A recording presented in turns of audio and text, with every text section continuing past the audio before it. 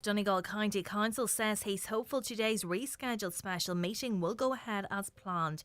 Last week's meeting was adjourned after a number of disruptions and allegations that Councillor Gary Doherty's mobile phone was stolen by another councillor. The meeting is regarding a report into the council's purchase of 5 homes at the Ancrana estate in Buncrana, where the local authority was found to have acted properly. Cahirlock of Donegal County Council, Councillor Liam Blaney, says Gardaí will be present today but hopes all councillors will act with respect. I feel that it'll be safe enough to hold the meeting again, and if required the Gardaí will be in the vicinity, and hopefully it'll not be needed and we can carry on and finish our meeting and carry on our business as usual. We have our plenary meeting planned for after that again, and that we'll be able to carry that on as usual, and everybody will act as a way they should act and respect each other and respect staff. And hopefully we will get there, because we don't want to see any scenes like we've seen the last day at all. A mobile phone bill and letter has helped identify those responsible for fly tipping at a scenic location in Inishowen. Last week, a large quantity of household items was discovered dumped near Lisnagra Woods. While examining the find, a name, address and phone bill displaying a mobile number was identified. Donegal County Council has subsequently issued a fixed penalty fine. Councillor Terry Crossan says in this occasion the perpetrators would have had to travel further to dump in Donegal. In this particular instance, the Pennyburn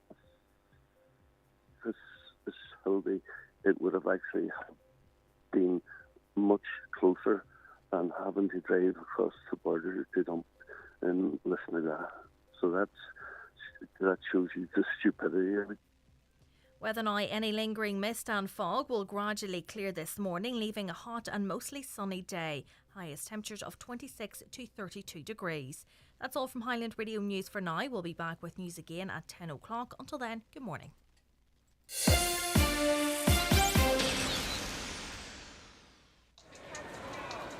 Attention all staff.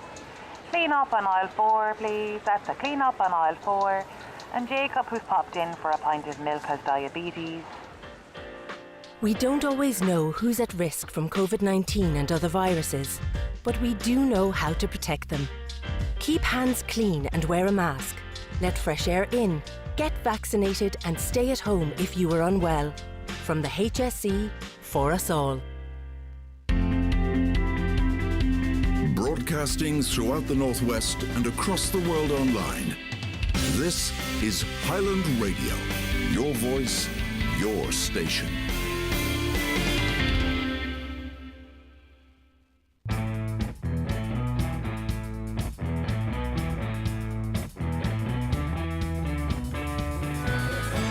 And a very good morning to you. This is the 9 till noon show on Highland Radio. It's Donal Kavanagh on the programme until 12 noon today. It's a Monday, it's the 18th of July, and it has the makings of a very good day indeed. Now, a couple of people around the northwest were somewhat surprised when expecting a wonderful day on Saturday and starting to get the barbecues out and get ready for a lovely day in the sun. It suddenly started raining and stayed raining for much of the afternoon on Saturday. But today it looks as though that may not happen, and we might be finally about to get that good day we've been expecting. If you want to make contact with the programme, it's 086 60 25,000. For your text messages, you can call us on 074 91 25,000.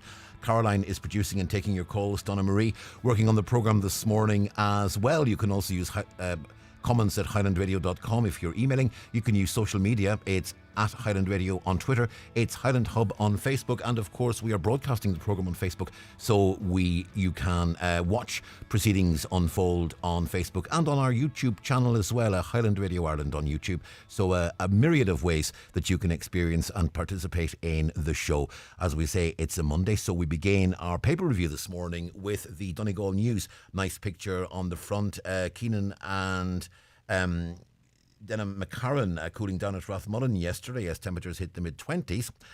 Nice photograph there. And the main story, contract awarded for Harbour Project. The contract for the €16.5 million pier extension project at Killybegs Fishery Harbour Centre has been awarded. It's now expected that work will get underway there within weeks.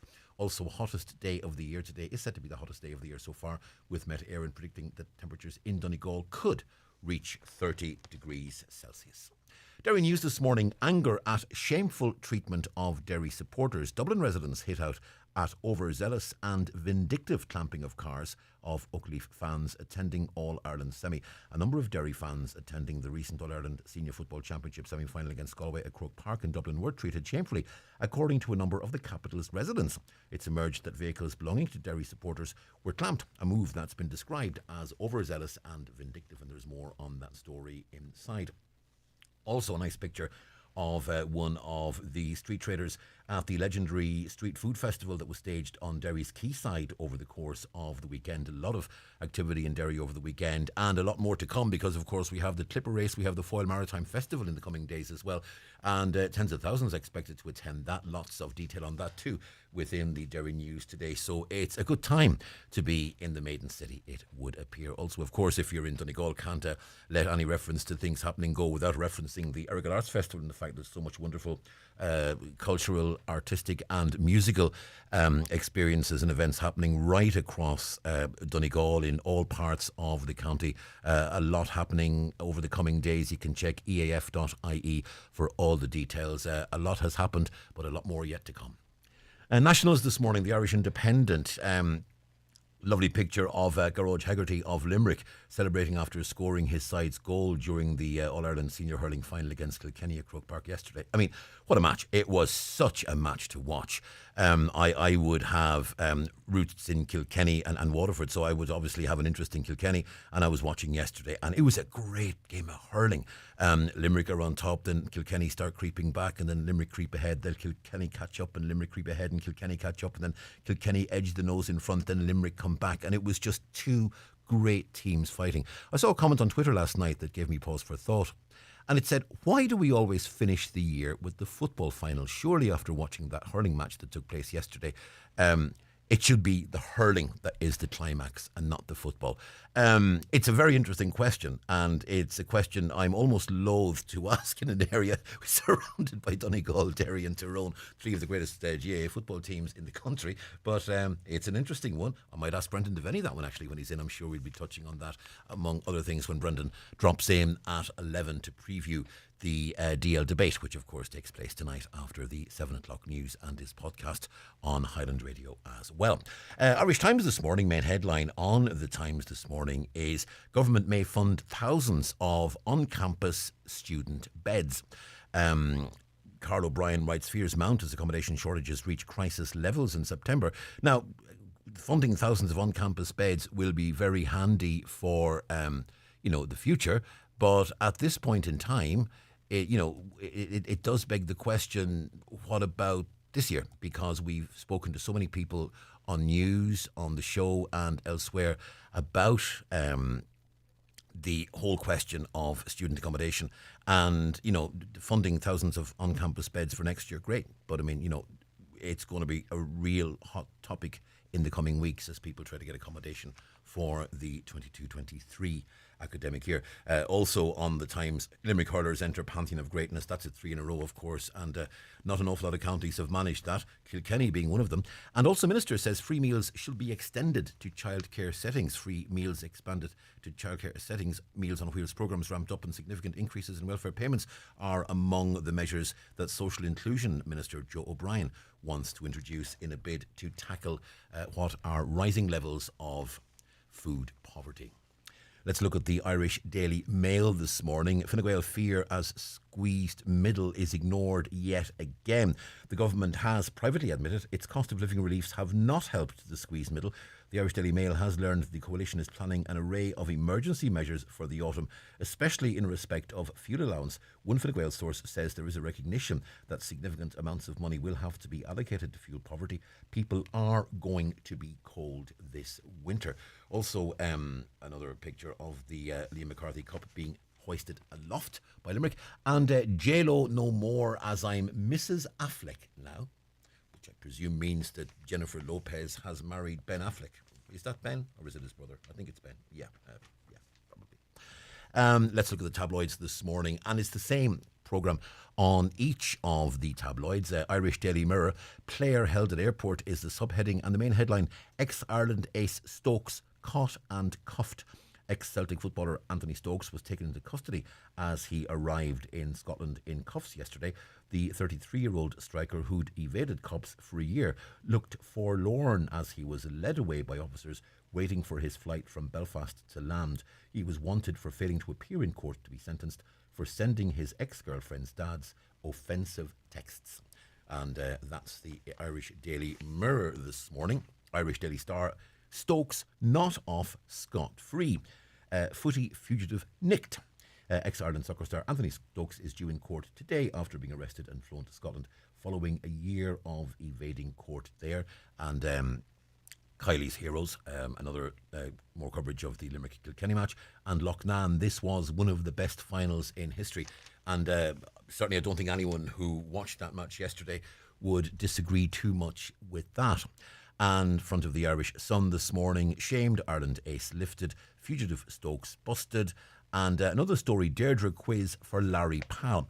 Gardaí will request to speak to a psychotic killer about his friendship with sex beast Larry Murphy. Cops probing the 1998 murder of Deirdre Jacob hope that jailed Rory O'Connor will do the right thing to help the case. And we know there was an instruction from the DPP of no prosecution at the weekend, and it's widely reported in the national media that Larry Murphy was the target of that particular Garda investigation, amidst suggestions that a person that was seen standing very close to Deirdre Jacobs in a queue outside a post office resembled Murphy. Now, my understanding is they have been unable to prove that it was him. But that is the situation as it stands there. So there are your papers on this Monday morning. It's 13 minutes past 9. Just to remind you, if you want to text us, 086 60 25,000. You can call us 074 91 25,000. And we're contactable across social media and email, comments at highlandradio.com as well. As I say, 13 minutes past 9, back after these. The newspapers are courtesy of Kelly Centra, Mountaintop, Letterkenny. Trees, grass, allergies. You won't take me down. Don't let pollen ruin your plans. Say yes to life outdoors with fast-acting, long-lasting, 24-hour relief. Telfast Allergy. Now available over the counter from your local pharmacy. Telfast Allergy tablets contains fexofenadine hydrochloride. Always read the label. Distributed in Ireland by Clonmel Healthcare. Attention all tractor and forklift owners. Donegal Tyres in Donegal Town is a leading supplier of agricultural and solid forklift tyres in the northwest, with a huge range available at competitive prices. Donegal Tyres can help you choose the correct tyre for your application, and we will come to you, so no downtime. Check out DonegalTyres.com or call 07497 21482. That's Donegal Tyres, Donegal Town, where you'll get a great deal. When it comes to searching for a holiday, Atlantic Travel and Letterkenny deal with all the major tour operators from Dublin and Belfast to find you the best deals available. A week in the sun, a cruise, or maybe a short break. Whatever suits, you can book in confidence with Atlantic, knowing your holiday is protected should something go wrong. Take the hassle and worry out of your holiday booking with the award-winning Atlantic Travel, St Oliver Plunkett Road, Letterkenny. For a quote today, see Facebook, visit atlantictravel.ie or call 9126193. Hi, it's Owen. I can't answer the phone right now. I'm currently enjoying the advanced comfort seats and suspension with progressive hydraulic cushions in my new Citroen C5 Aircross SUV. I'm really enjoying the drive, so please don't leave a message. With Citroen's advanced comfort technology, you may end up travelling further than you planned. Experience Citroen Comfort, a 5-year warranty and flexible payment options across the range. For more, see citroen.ie. Citroën. The new Citroen C5 Aircross is now available at your local dealer. Highland Motors, Mountaintop, Letterkenny. Call now on 074 91 25,000. Okay, you know the way there have been roadworks in Letterkenny, and we've all said, look, we'll just put up with it for a couple of months and then it'll be over and it'll be finished and we won't have to put up with it again. If you're in or around about the High Road area, or if you're a business on the High Road area, it's going to close for 6 weeks from the 2nd of August to the 9th of September in order to facilitate water mains works. And for some businesses, that spells very bad news indeed. I'm joined in studio by Dee Stanislavov, who is the co-owner of the Honeypot Coffee House on High Road in Letterkenny. Dee, good morning. Good morning, Donal. Dee, put this into context. Obviously, Honeypot does a lot of business. It gets a lot of passing trade. But if High Road is closed, what impact is that going to have? It will be absolutely crazy. The traffic will be atrocious and will impact lots of businesses in that area.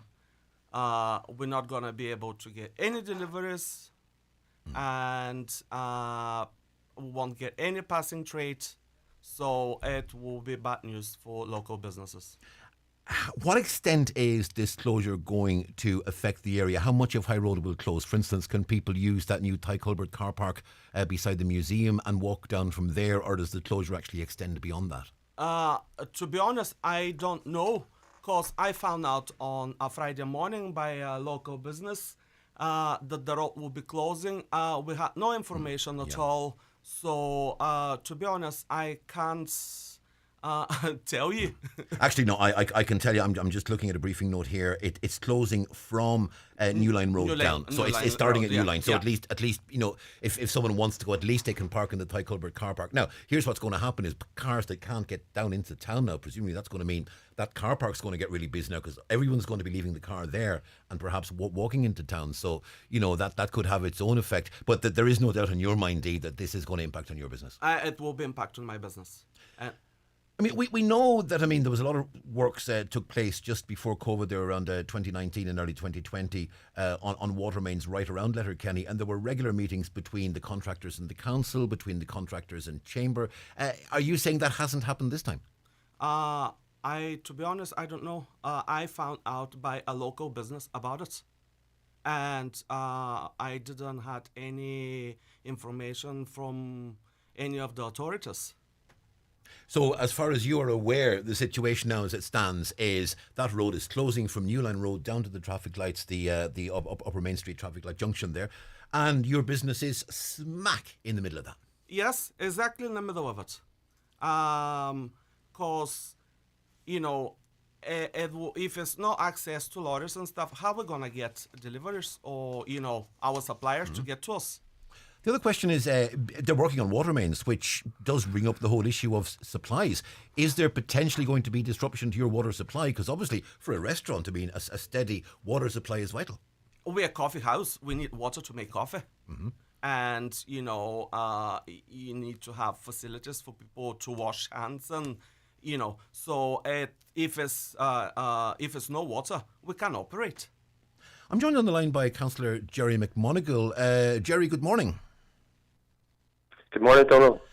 Jerry, it seems to me there's a certain case of deja vu here, because it seems to me that we were having this conversation in 2019 and we were told that the situation would change and things would improve. Yeah, and hopefully that will be the case after these works are completed.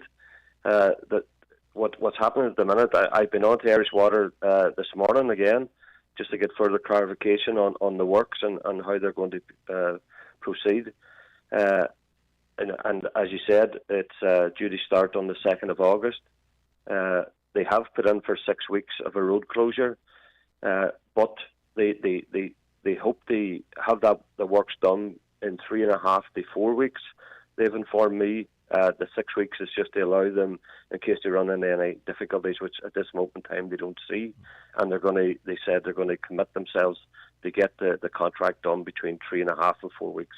But from what Dee is saying to us, the first he heard was when he was told by local business, and it appears the first public knowledge of this was when that request came into council to have the road closed. Did you have any pre-warning? Did you have any pre-discussions? Did you have any approaches made to you? No, and we got an email sent to us there just at the back end of last week, possibly Friday morning as well, just outlining 3 works that were to be taking place in Letterkenny in the coming months: Church Lane, Port Road, and the High Road. We know now that Church Lane has been postponed until mid-September, and the High Road now is going to take the slot there. The road closure applications have just got in. The council now have the road closure applications in front of them. They're going to scrutinise them and be as tight as possible to ensure that the least amount of disruption is visitors on local businesses and local residents.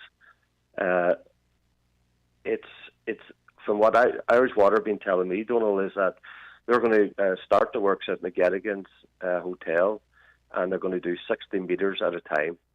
That you will be able to access the high road all the way down to the barriers where the works will be taking place. Access will be allowed for businesses and supplies, and they would hope now that they told me this morning that they would hope to be with local businesses and residents today, tomorrow, and the next day to inform them and bring them fully up to date with the work schedule. They've also offered, if the businesses and residents which they take it, is to do an afternoon briefing, either through the chamber, and so that they can put any questions that they might have, and that Irish Water will work with them as best they can. Now, that's what I'm being told this morning. Of course, it's a 190-metre contract, and it's from McGettigan's to the New Line Road, and it's replacing an old asbestos pipe. So that's the most up-to-date information that I have got this morning. I have Dee in studio with me. Dee is co-owner of the Honeypot Coffee House, which you'll know well, of course, smack on in the middle of those works. Dee, this is Councillor Jerry McGonigal. You know him, I'm sure. What would you have to ask Jerry this morning? Like 2019, Irish Water did some work, and they did work nighttime, so the road was accessed during the day. Would that not be possible this time? Yeah, well, I put that to them on Friday and today again in relation to the nighttime work.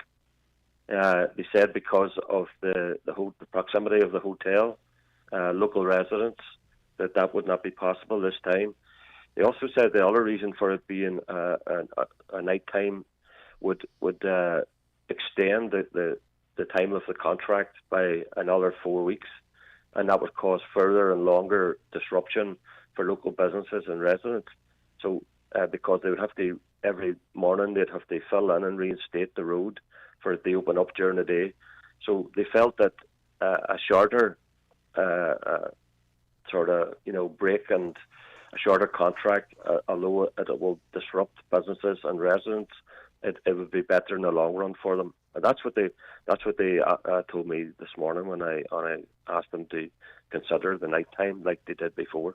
Okay, I want to go to Anna, who is owner of Whole Green, which of course is on Church Lane. Now, we now know the Church Lane works that were to have taken place in August have now been postponed until September. Anna, I suppose in some ways it's an ill wind that blows no good. You're quite happy with what's been announced over the past couple of days? Good morning, guys. I wouldn't say happy. It's definitely slightly better for us. Back in 2019, when I believed it was sewage works, maybe it was water, but they dug up the Church Lane for 5 weeks in July. That actually put us down 40% for the month, which obviously we absorbed, and it was difficult, but we got through it. Then we had 2 years of COVID, and then when I heard, I will say, compared to Dee, I've had a lot more communication from the Water Board, but when I was talking to them there the last couple of weeks, I explained the whole situation to them and how much it hurt the business. And after, COVID and things being tough with inflation at the moment, that I essentially said to them that there was a high chance that they could close my business if they did it in our two strongest months, July and August. And they have agreed. They went off and had a lot of discussions and have come back and said that they can do this in September. It's still going to hurt a lot, but at least it's giving us our two best months to try and get some money behind us to get through the winter. And I think that's what most businesses are scared of, is these are our months to make money so that we can make it back until next year. And the tourist trade hasn't been as good this year. I think everyone's noticed that, as it has been the last couple of years. So it's definitely a worry. We also heard essentially that we're going to have 2 more road closures by the end of the year. So it's not even this, it's what's coming afterwards. So my kind of main problem is the fact that there's no communication between all these people digging up the road. I mean, I think this is going to be the 5th or 6th road closure we've had in 5 years. And, we just can't keep absorbing those costs, especially when they're for, 3 to 5 weeks at a time. And indeed, what Anna said there is exactly the situation that you're in, that you're looking at the next couple of weeks as potentially your best chance to make some good money before the winter, and you now could watch that literally evaporate before your eyes. Yeah, August is one of our strongest months of the year. So we basically relying on a summer trade to survive for the quieter months. Later on in the year. So you know, having the road closed for so long will be very badly impact. I mean, obviously, you'd want the chance to speak to the contractors. I mean, from what Councillor McMonagle was telling us there, the contractors have pledged that they will speak to businesses, they will speak to the chamber, and they will speak to the councillors. Now, maybe it's a little bit late in the day for that to happen. We don't know what the timeline was. Could it be, and Jerry, I might ask you this, could it be, for instance, that because the Church Lane works were put back, that gave an opportunity for the contractors to do High Road now, and they've sort of jumped in to take the slot? Could that be the situation we're in? Yeah, it looks like it, Donal. And as I say, the road closure applications are with council now, and it's the duty of the council now to put stringent conditions on them road closures to ensure that there's full access, and particularly for the likes of these business there, for deliveries, etc. That there's a constant feed of water, because that's very important for his business. Yeah. And, the council have assured me that they are going to look at this very earnestly and ensure that they stick very closely to the contract and its minimal disruption. Now, having said that, the roads are still going to be partially closed for 3.5 to 4 weeks, and that's a worry and a concern, I can imagine, for businesses. But from the council point of view, we will try and ensure as little disruption as possible and stay with the contractor to ensure that happens. It seems to me the most important thing that can happen right now is for you and the contractors to sit down face to face, be it in the context of a meter with chamber and councillors, or if someone calls to your premises and you say to them, look, at the very least, I need access for deliveries between these times, I need a full water supply, I need such and such water pressure. I mean, would it ease your mind somewhat if you at least got the chance to talk to them and find out exactly what's happening and what guarantees they can give you? Yeah, that will be much better, at least to have it clear what is happening. Yeah. And if we're gonna have water during that period, and what the situation will be. Yeah, and Anna, from what you were saying earlier, I mean, you were still down 40% at the time those works were going on in Church Lane, but at least you felt the level of communication seemed to be a little bit better, and that somewhat eased the situation. It didn't resolve it, obviously, from your point of view, but it somewhat mitigated a situation that could have been worse. I suppose so. It's just we've been through it before, and I spoke. I don't want to say the man's name, but his name is on the card that came through the door. He's one of the contractors, and I also had an engineer around as well. So I've had conversations with them, and essentially it's the same process. They're going to try and do the work at the bottom of the lane, and then reopen half the lane, for us to get deliveries. I don't know the situation with water coming on and off, but we were told we would be given at least 24-hour notice on that. But the problem for us is that most of our seating is outside. It's there's dust, there's dirt, there's noise. People you look up the lane and you see some sort of a barricade, you're not going to come up, and you're certainly not going to sit outside and have a coffee with a Kango hammer going all day. So, it's just inevitable that that's going to happen. As I said, my main problem was that I can't understand why it wasn't coordinated, or why we couldn't wait till later months, like kind of November, February. I'm all for clean water, everybody needs it, but at the same time, there is months that we're all quiet that it wouldn't hurt so bad. So I know the roadworks are the reason our roadworks were put back was because we're connecting in with some other work that they're doing at the top of the lane. So that was one of the reasons why they could push us back. But essentially, I just can't see why it wasn't done at the same time as other works, coordinated with other works, or why they couldn't leave it to really quiet times like November or February. Yeah, and indeed that point Anna made is a good one there, that, I mean, if you've got building works going on the street, no one's going to want to sit outside, and there is a lovely seating area outside Honeypot. It's covered, it's a great place to sit. I'm no stranger to it myself. But, very few people are going to want to sit there when, as Anna said, there's a Kango hammer going a couple of yards up the road. Oh yeah, I totally agree. All the dust and all the noise. Who would like to sit outside and have a chat? You won't be able to hold a conversation. So they could postpone it like for later on the year, or the quieter months and winter months or something. So I totally agree. Yeah, well, I mean, indeed, Anna, thank you very much indeed for speaking to us, and Dee, thank you. I want to give the final word to you, Councillor Jerry McMonigal, because you've been a regular commentator on roads and roadworks, and a caller has made a comment, and this reflects what a lot of people I think are saying. They're saying the whole town is a building site right now. We've got the 4-lane, which was to have finished, I think, in August, but is being slightly delayed. We've got the work going on around St Eunan's College, and that whole the one-way system now around that sort of educational triangle in just above the cathedral, and now the High Road works and more works on Pierce Road traffic lights, and they're saying, look, there's so much happening at the moment, you know, people are sort of actually starting to avoid Letterkenny because they're worried about traffic. Yeah, look, Donal, and there's two ways you can look at that. We can look and see how much investment is being put into the town and how infrastructure is being upgraded. Roads are being upgraded, and it, in the long run, it will present a better access and accessibility and better water quality. And there is, unfortunately, it comes with that. There's the pain of delays in traffic and longer waiting times, getting home or getting to the shop, and that does have its consequences. But I would hope that people will be loyal to Letterkenny, and that when these works are completed, that they will show aesthetically and for getting about and for access, that it'll be a better place going forward. And look, it's good to see the work. It's good to see the investment in the town, and that there in conjunction with our urban regeneration monies that we've been granted. I mean, Letterkenny has gone through a phase of changing now, and all for the better, hopefully. Councillor Jeremy, I want to go thank you very much indeed. Andy Stanislav, co-owner of the Honey Pot on High Road in Letterkenny. Thank you very much indeed. Andy, we wish you well with the business, and hopefully that disruption, it's inevitable there will be some, but hopefully it can be minimised. Thank you. Dee, thank you. Check this. If you can, join me, Brendan Devaney, this Monday for the DL debate. It's a huge weekend for our senior ladies footballers as they take on Meath in the All-Ireland semi-final at Croke Park.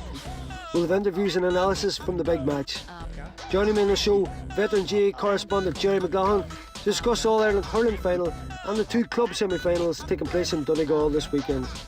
Also on the show, Frank Roach of the Endo Sport to discuss All-Ireland football series so far and the final to come. That's the DL debate, podcast on HighlandRadio.com, and just after 7pm news this Monday on Highland Radio. The DL debate with Sister Sarah's Letterkenny, serving food you'll love till 9pm daily in Sarah's Kitchen. And there's free admission entertainment every weekend.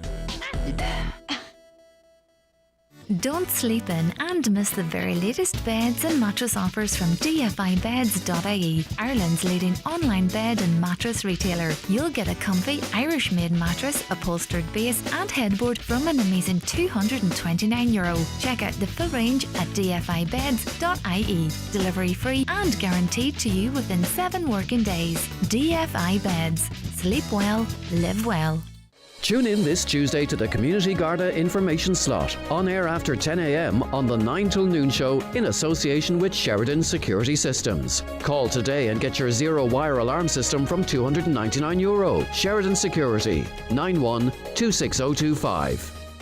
Beat the cost of Brexit with no customs charges. Do you need a UK address for your limited company or personal use? Space Hub in Derry can provide you with your own mailbox. Have your post and parcels delivered to Space Hub and collect at your convenience. There's brand new 20-foot shipping containers now in stock, ideal for all your storage needs at our Springtown and Coolmore depots. Find us on Facebook at spacehubderry.com or call 04871 878077 for more details. Treat your garden to a makeover at GMG Stone Letterkenny. We offer great value on decorative stone, garden paving, slabs and artificial grass, all tailored to your needs with home delivery available. We also supply railway sleepers, whiskey barrels and place sand, all available for pickup or delivery. Open Monday to Saturday from 9:30am to 6pm. You will find us beside Donaghy Motorhomes on the Port Road. For an appointment, call 087 647 9121. GMG Stone, just what your garden needs. Text 086 60 25,000. One of the interesting things you notice on Facebook with regularity these days is the number of call-outs that Donegal Mountain Rescue are involved in, and you always get a little when you see the DMRT icon coming up on your Facebook feed and you just see the message, we're on a call out, more details later, you're always praying to a certain extent, and thankfully in most cases the outcomes are positive. Joined on the line by Laura McFadden, who's PRO of Donegal Mountain Rescue. And Laura, I must say, just first and foremost, I mean, for all the work your members are doing at the moment, it's phenomenal, and on behalf of everyone, thank you. But we're here to talk about the fact that people are more and more likely now to go out and to go walking and to go exploring. Absolutely. Hi, good morning, Donal. Thanks for having me on. Yeah, especially in this sort of weather, it's very tempting to head outdoors and very understandable to do so. It's unprecedented with the temperatures that we're going to be getting, especially today and tomorrow from the weather forecast. So it's just very important to be mindful if you are heading out the door today. And there are certain things that people can do to make sure that they minimise, if anything happens, that they increase, shall we say, their chances of making contact and communicating with the outside world. And absolutely key to that in this day and age is a fully charged mobile phone. Yeah, that's very, very important. It's always great to have a fully charged phone on you just in case anything should happen. What's great to have on you as well, if it's available, is a charger pack. If you can have that fully charged and in your bag as well. The heat can affect the battery life of your phone, so having a charger pack there just gives you the option just in case you have any issues with the battery on your phone. Always too an idea to have some food with you, and especially some water, particularly in weather like this. Of course, yeah. No matter what the weather, if you're ever heading out for a walk or up into the hills, it's very important to have sufficient water and sufficient supplies of food with you. Especially today, and especially with the warmer weather, water is key. And if for whatever reason you do get into difficulty, making sure that you have an appropriate amount of food with you. Some people may not think of it, but actually having some sugary food, maybe some sweets and some chocolate can be good as well, just to keep the energy levels up. If you need to wait to get assistance, or if you find that your walk is taking longer than you thought it might. So yeah, having supplies in the bag is really important. Obviously, in terms of some of the popular walking routes, thinking of Errigal, for example, Muckish to a certain extent, there are well-defined paths, well laid out, and a lot of people likely to be on the walk at the same time. So it's a public and reasonably well laid out area. A lot of work going on in Errigal at the moment to improve that in a sustainable way. But, you know, if someone is going to an area perhaps they don't know as well, what precautions should they be taking to ensure that they minimise risk? Well, essentially, you should always be heading out for a walk knowing your route. You should consult a map, or there's great GPS apps on your phone. That should always be first and foremost. You shouldn't be walking into anywhere really where you're unsure of the terrain or unsure of the route or unsure of what's ahead of you. So always make sure that you know your route, and make sure that, especially if you're heading out on your own, that somebody else knows where you're going, what time you're leaving, what time you're expecting to be back, and what route you are taking. A lot of those GPS apps are able to track your location as well, which is always great for us. For whatever reason, if you do get into difficulty, we're able to use that, and any help that the casualty can give us to locate them is always helpful as well. But essentially, try not to go out for a walk or a hike on a route that you're unfamiliar with. And would it be an idea, Laura, for people going out, particularly into the mountains or into the hills, to have your phone number and your contact details on hand just in case? Or should they make contact with 911 and have you taxed via the Coast Guard or via the Gardaí? If anybody heading out ever gets into any difficulty and finds himself in any difficulty, absolutely do not hesitate to phone 999 or 112 and ask for Mountain Rescue. Our Facebook page isn't manned 24/7, and it is not an appropriate way to get in touch with us. So absolutely 999 or 112.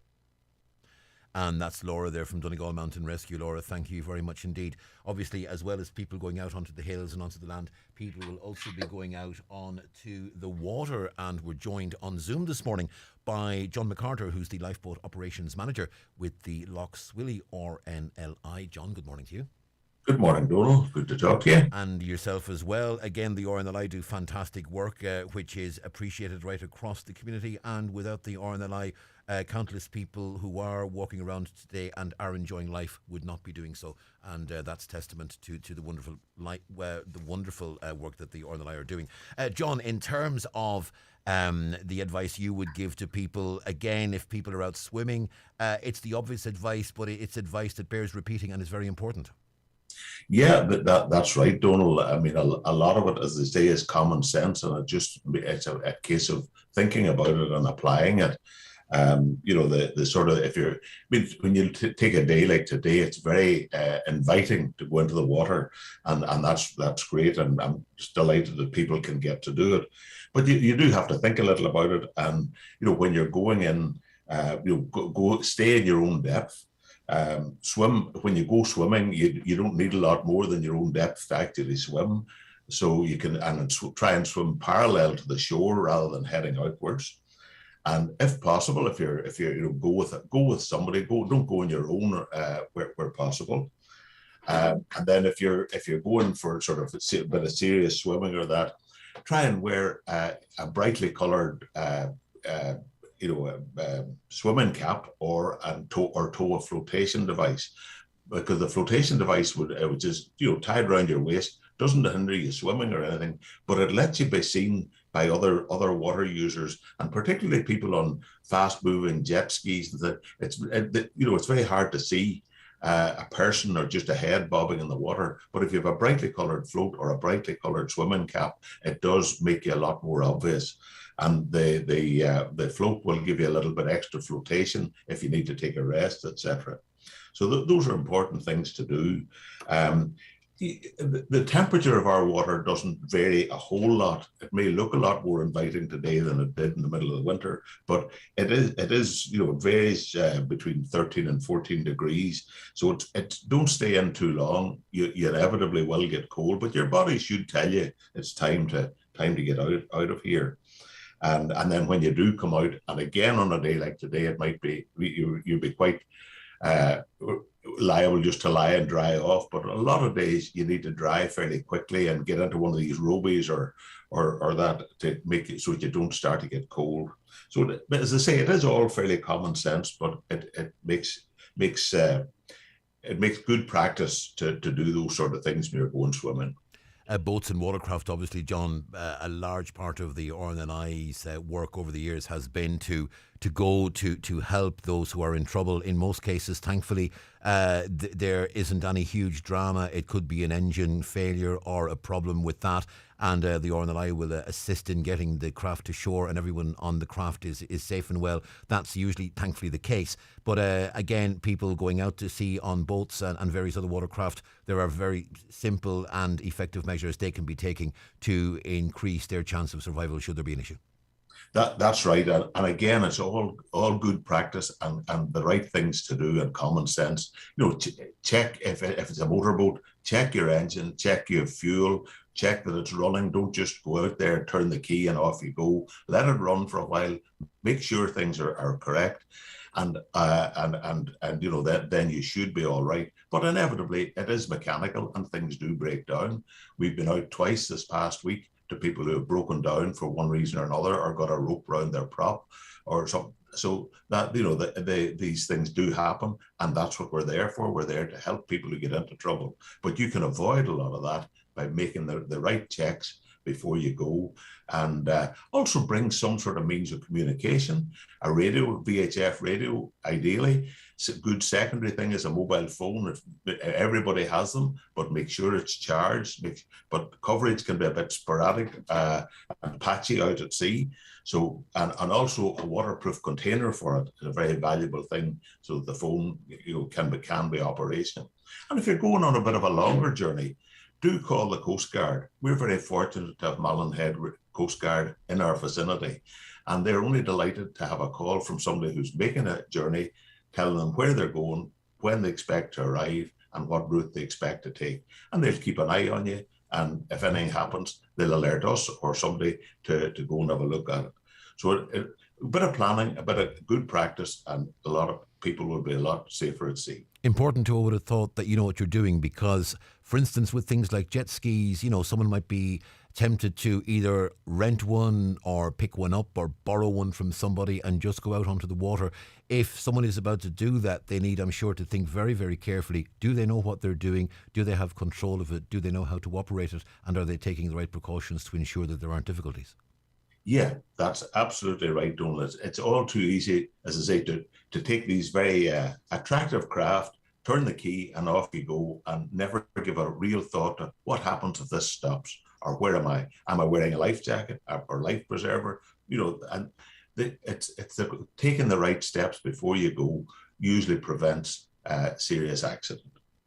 Sadly, one of the things we hear about from time to time, and there have been cases here in Donegal in the northwest, including around the country, one case quite recently actually, is people falling from cliffs.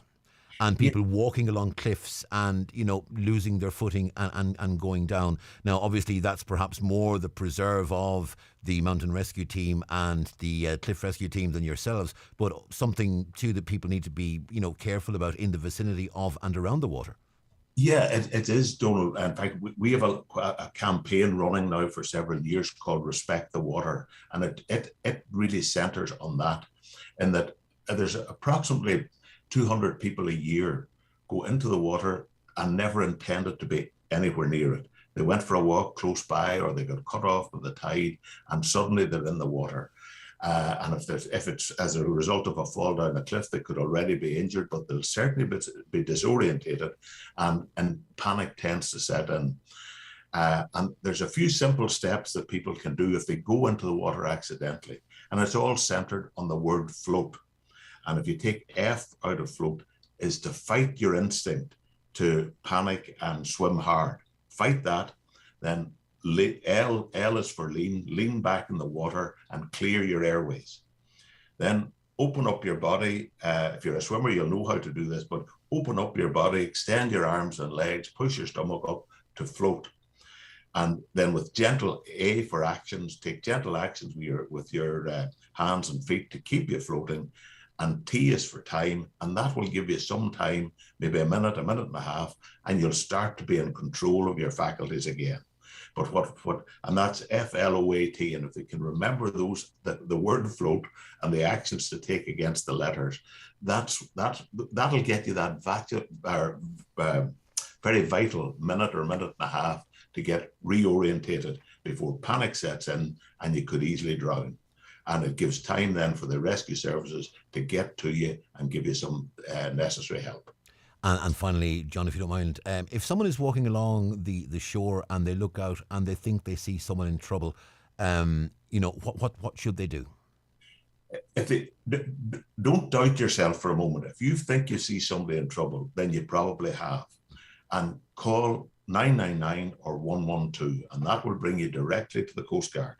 Or ask for the Coast Guard, and tell them what you're seeing.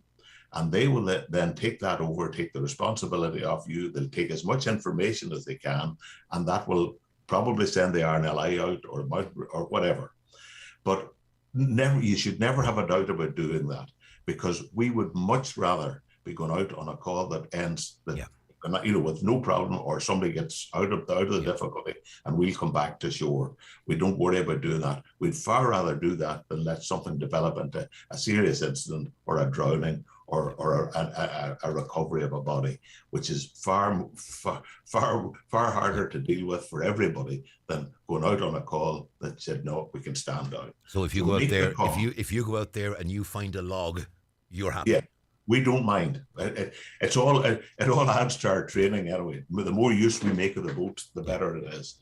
But if it comes to nothing, we don't worry about that. We're quite happy. We would prefer people to make the call, and then the rescue services will make the judgment as to what they have to do. So in both the RNLI's case and the mountain rescue cases we had with Laura earlier, call 999, call 112.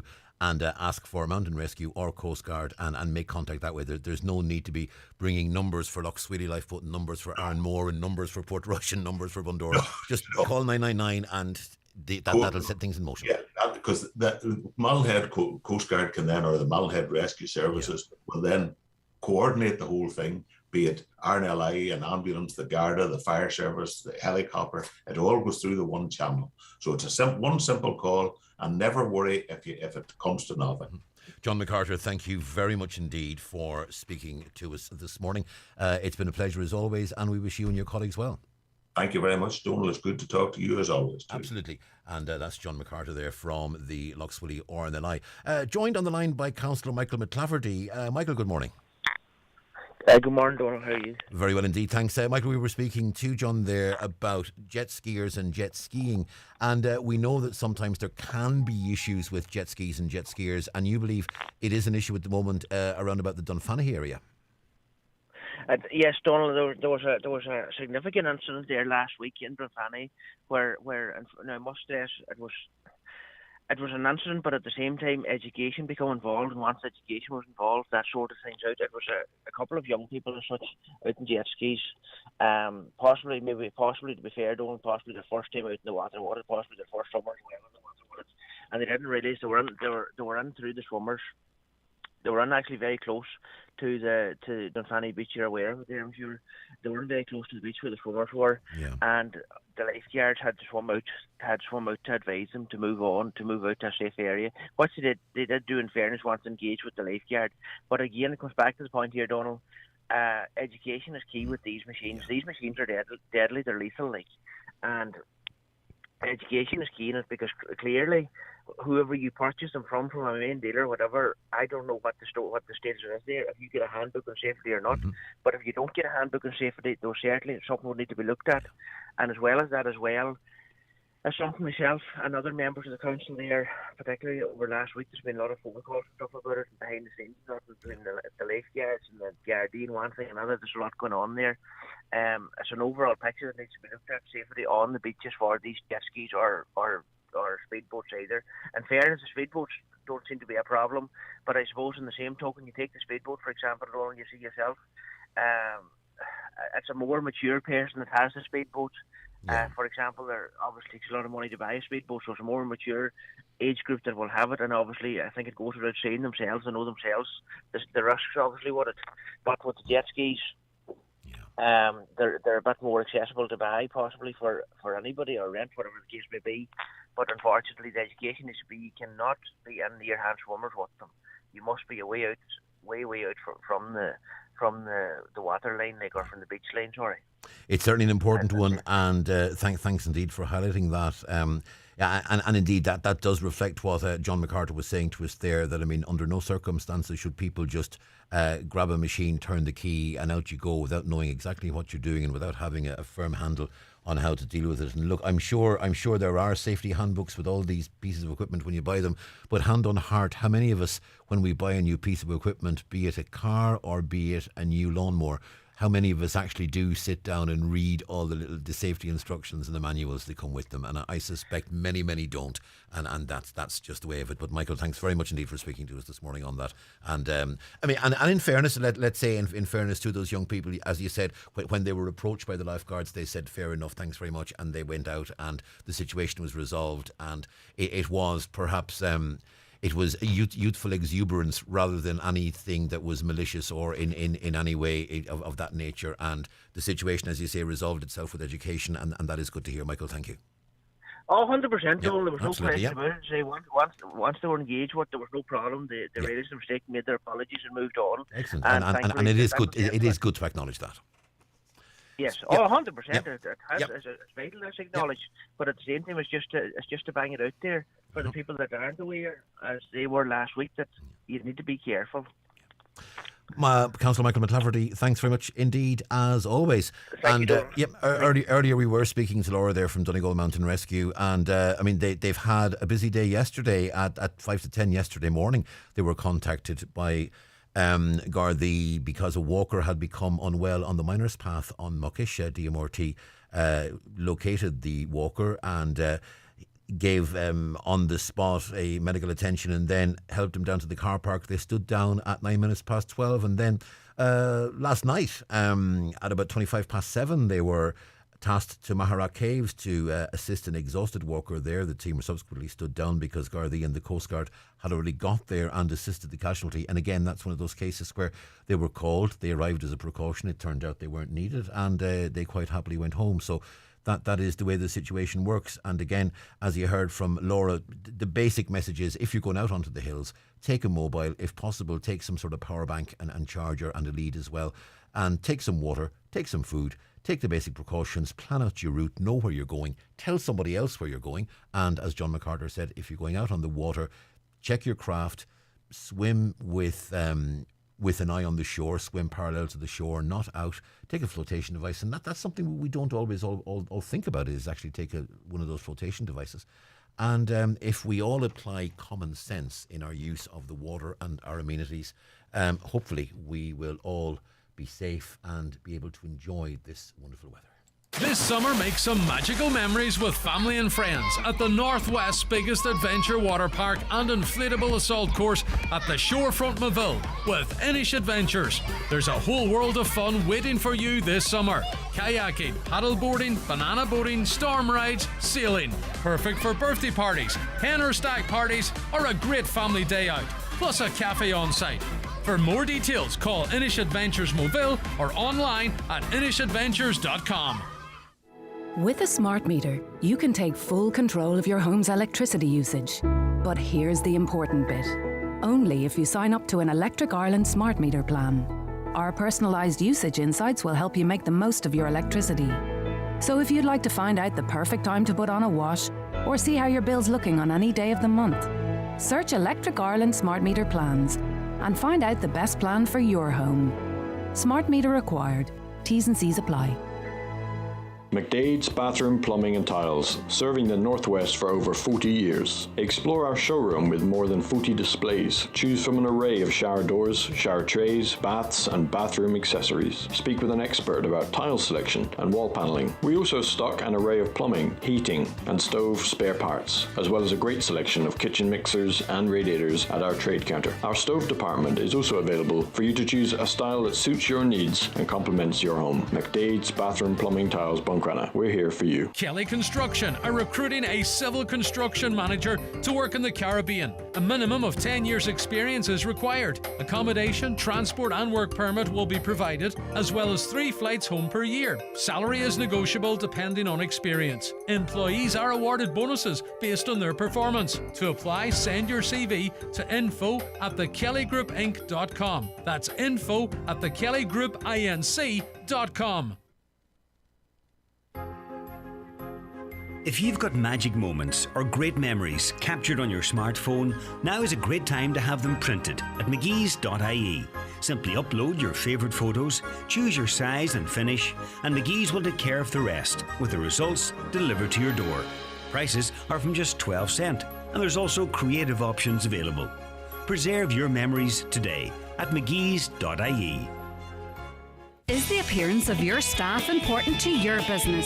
It's the first point of contact for customers when entering your premises. At C&M Embroidery in Letterkenny, they have a huge range of clothing covering all areas of the workplace. It's widely known that customers warm to and trust employees that present themselves well. Have your company name embroidered or printed on all your work uniforms. Contact C&M Embroidery on 07491 28097 and get your staff looking their best. It's time to upgrade. Remember, when upgrading, even a few years, you're looking at better fuel efficiency and enhanced safety features. With the largest selection of pre-owned vehicles available in Donegal, at iMotors, we are confident we have your next car. All of our cars come with up to 12-month warranty. Call into us in Letterkenny or Malin, or check out imotors.ie. Green Shoes in Letterkenny and Fulcara have shoes for every occasion. All your favourite brands, from Una Healy, Tommy Bow and Echo, to Kate Appleby, Marcosi and Skechers, plus many more.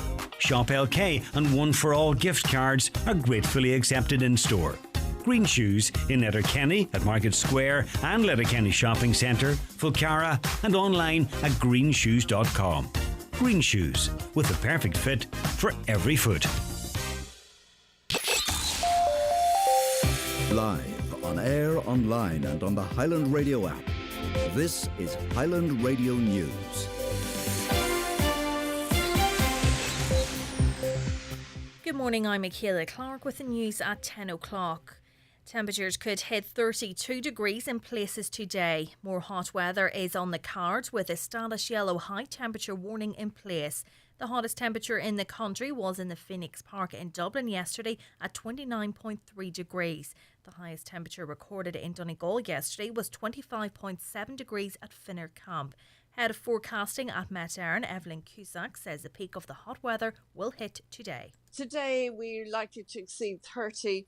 Now, the record for July is 32.3 in Elphin in County Roscommon in 2006. So we're unlikely to breach that. But we're getting over 30 anyway, which is fairly unusual for Ireland. Well, the Donegal Mountain Rescue Team is warning that it can be as precarious heading for the mountains in hot weather as it is in cold and stormy weather. They are warning people to be adequately prepared when out in hills during the current spell of warm weather. It's after they were tasked on 2 occasions yesterday after a walker became unwell on Muckish Mountain and another was in need of assistance at Mahara Caves. Laura McFadden is PRO of DMRT. Especially in this sort of weather, it's very tempting to head outdoors and very understandable to do so. It's unprecedented with the temperatures that we're going to be getting, especially today and tomorrow from the weather forecast. So it's just very important to be mindful if you are heading out the door today. A Letterkenny business owner says a 6-week road closure will be crazy and result in a major loss of revenue. Donegal County Council have published a notice of intention to close part of the high road between New Line Road and Upper Main Street from August the 2nd until September the 9th to facilitate water mains works. Councillor Jerry McMonigal says the council is hopeful the works will be complete in 3 weeks and access to the high road will be maintained for businesses and suppliers. However, D. Stanislavov, co-owner of the Honey Pot, believes the work should be carried out at night to prevent major disruption. It will be absolutely crazy. The traffic will be atrocious and will impact lots of businesses in that area. We're not going to be able to get any deliveries. We won't get any passing trade. So it will be bad news for local businesses. I found out by a local business about it, and I didn't have any information from any of the authorities. A mobile phone bill and letter has helped identify those responsible for fly tipping at a scenic location in Inishowen.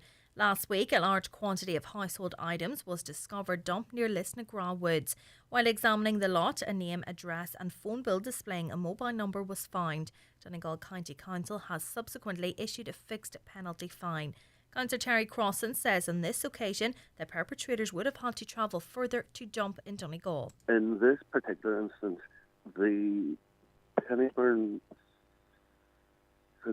facility, it would have actually been much closer and having to drive across the border to dump in Lisnaga. So that shows you the stupidity of it. Changes to the Junior Cycle Sex and Relationships programme will see areas such as consent and pornography included. Education Minister Norma Foley says the current curriculum is outdated and significant reform needs to happen. The new SPHE and RSE draft programme is due to be published by the Department of Education later.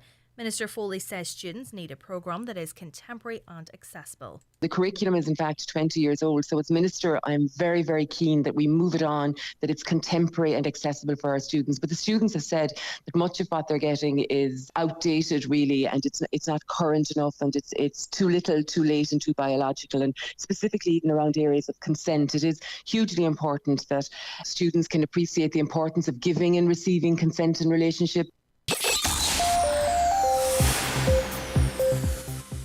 Weather now, any lingering mist and fog will clear this morning, leaving a hot and mostly sunny day. Highest temperatures of 26 to 32 degrees. That's all from Highland Radio News for now. We'll be back with an update again at 11 o'clock. Until then, good morning.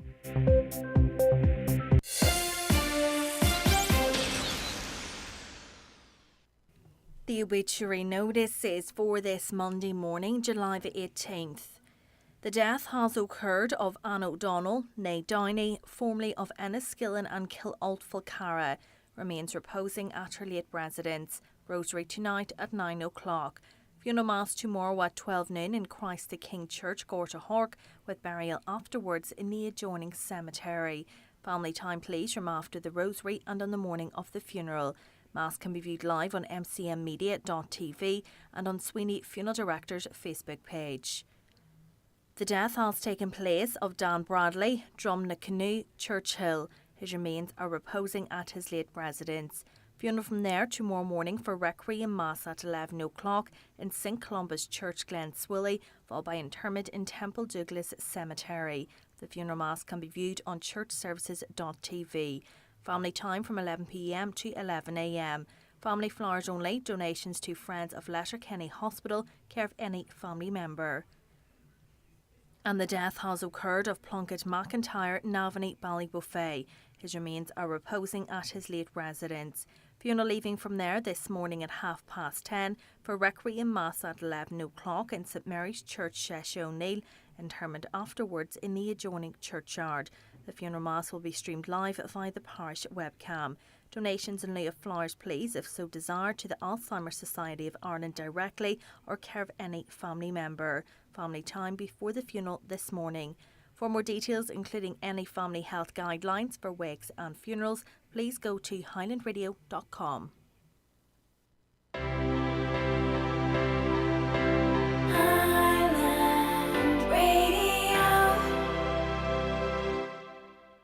You're all living your best lives now, aren't you? That's right. Andrea got a new car with heated everything. Greg's finally having his horse-themed wedding. I'm getting the bathroom redone. It's a waterfall rain shower. This mightn't be your life, but with a loan from An Post Money, you can live your best life with Ireland's lowest rate on loans over 20k. Apply now at onpost.com/loans. An Post Money, your money for your world. Lending criteria, T's and C's apply. New applications only. Info correct July 14, 2022. Source CCPC for Ireland's lowest rate. An Post acts as a credit intermediary on behalf of Avantcard DAC. An Post trading as An Post Money is authorised as a credit intermediary by the CCPC. Avantcard DAC trading as Avant Money is regulated by the Central Bank of Ireland. This is the second hour of the 9 till noon show on a Monday morning here on Highland Radio. Just a few of your comments and points people wish to make. Caller says, I would appreciate very much if you could put this on the airwaves. I travelled on Bus Éireann yesterday morning on the 8:45 route from Dublin to Letterkenny. I disembarked in Omagh, but when I opened the case, I had picked up the wrong case. The cases were identical. I'm going to leave the case back to Letterkenny bus station this morning and hope whoever has my case can do the same. And that's from Bernie. So if you have found yourself with the wrong case, Bernie picked up a case identical to her own, and we'll bring that case back to Letterkenny bus station this morning. So if you have a wrong case as well, perhaps that switch can be done and the situation can be resolved. Caller says, I wonder if you could ask your listeners if anyone out there knows where I can hire a wheelchair accessible car to hold 5 passengers plus a wheelchair for the first week in August for a family holiday. I would appreciate any help that can be given. And that comes from one of our listeners. Now, I know there have been a number of stories in the media with regards to problems with car rental and the cost of car rental and so on and so forth. And hopefully those issues were outliers, as it were, which have been resolved. So if anyone can help, where can a caller hire a wheelchair accessible car to hold 5 passengers plus a wheelchair for the first week in August? You might get in touch with us. Caller says, I was at Rathmullen Beach yesterday with my grandson, full of people walking their dogs. Didn't seem to be anyone patrolling the dog situation. My understanding was the dogs were not allowed on a blue flag beach. Now, I know there is a provision there to limit the presence of dogs on blue flag beaches. Now, how that is operated and what councils decide to do and what leeway councils have to make decisions from beach to beach, I am not sure. I know there are issues with signage, and it certainly has been put up on some beaches. I am not aware of the we could certainly look into it, but I'm not aware of the full extent of that particular regulation, but certainly there is provision, as we understand it, for that at the moment. Caller says, you don't need to be walking mountains to get lost. Recently walked on the railway walk in Burton Port. No issues walking to the head, but on our return we decided to follow the blue arrow. When we came to a junction, there was no blue arrow and no signposts to tell you where to go. we decided to go straight. 15 kilometres in, we came across a signpost for Burton Port pointing back the way we had just walked. It's a lovely walk, but just one signpost needed to keep walkers on the right road. Another caller says, my husband keeps a record of the weather.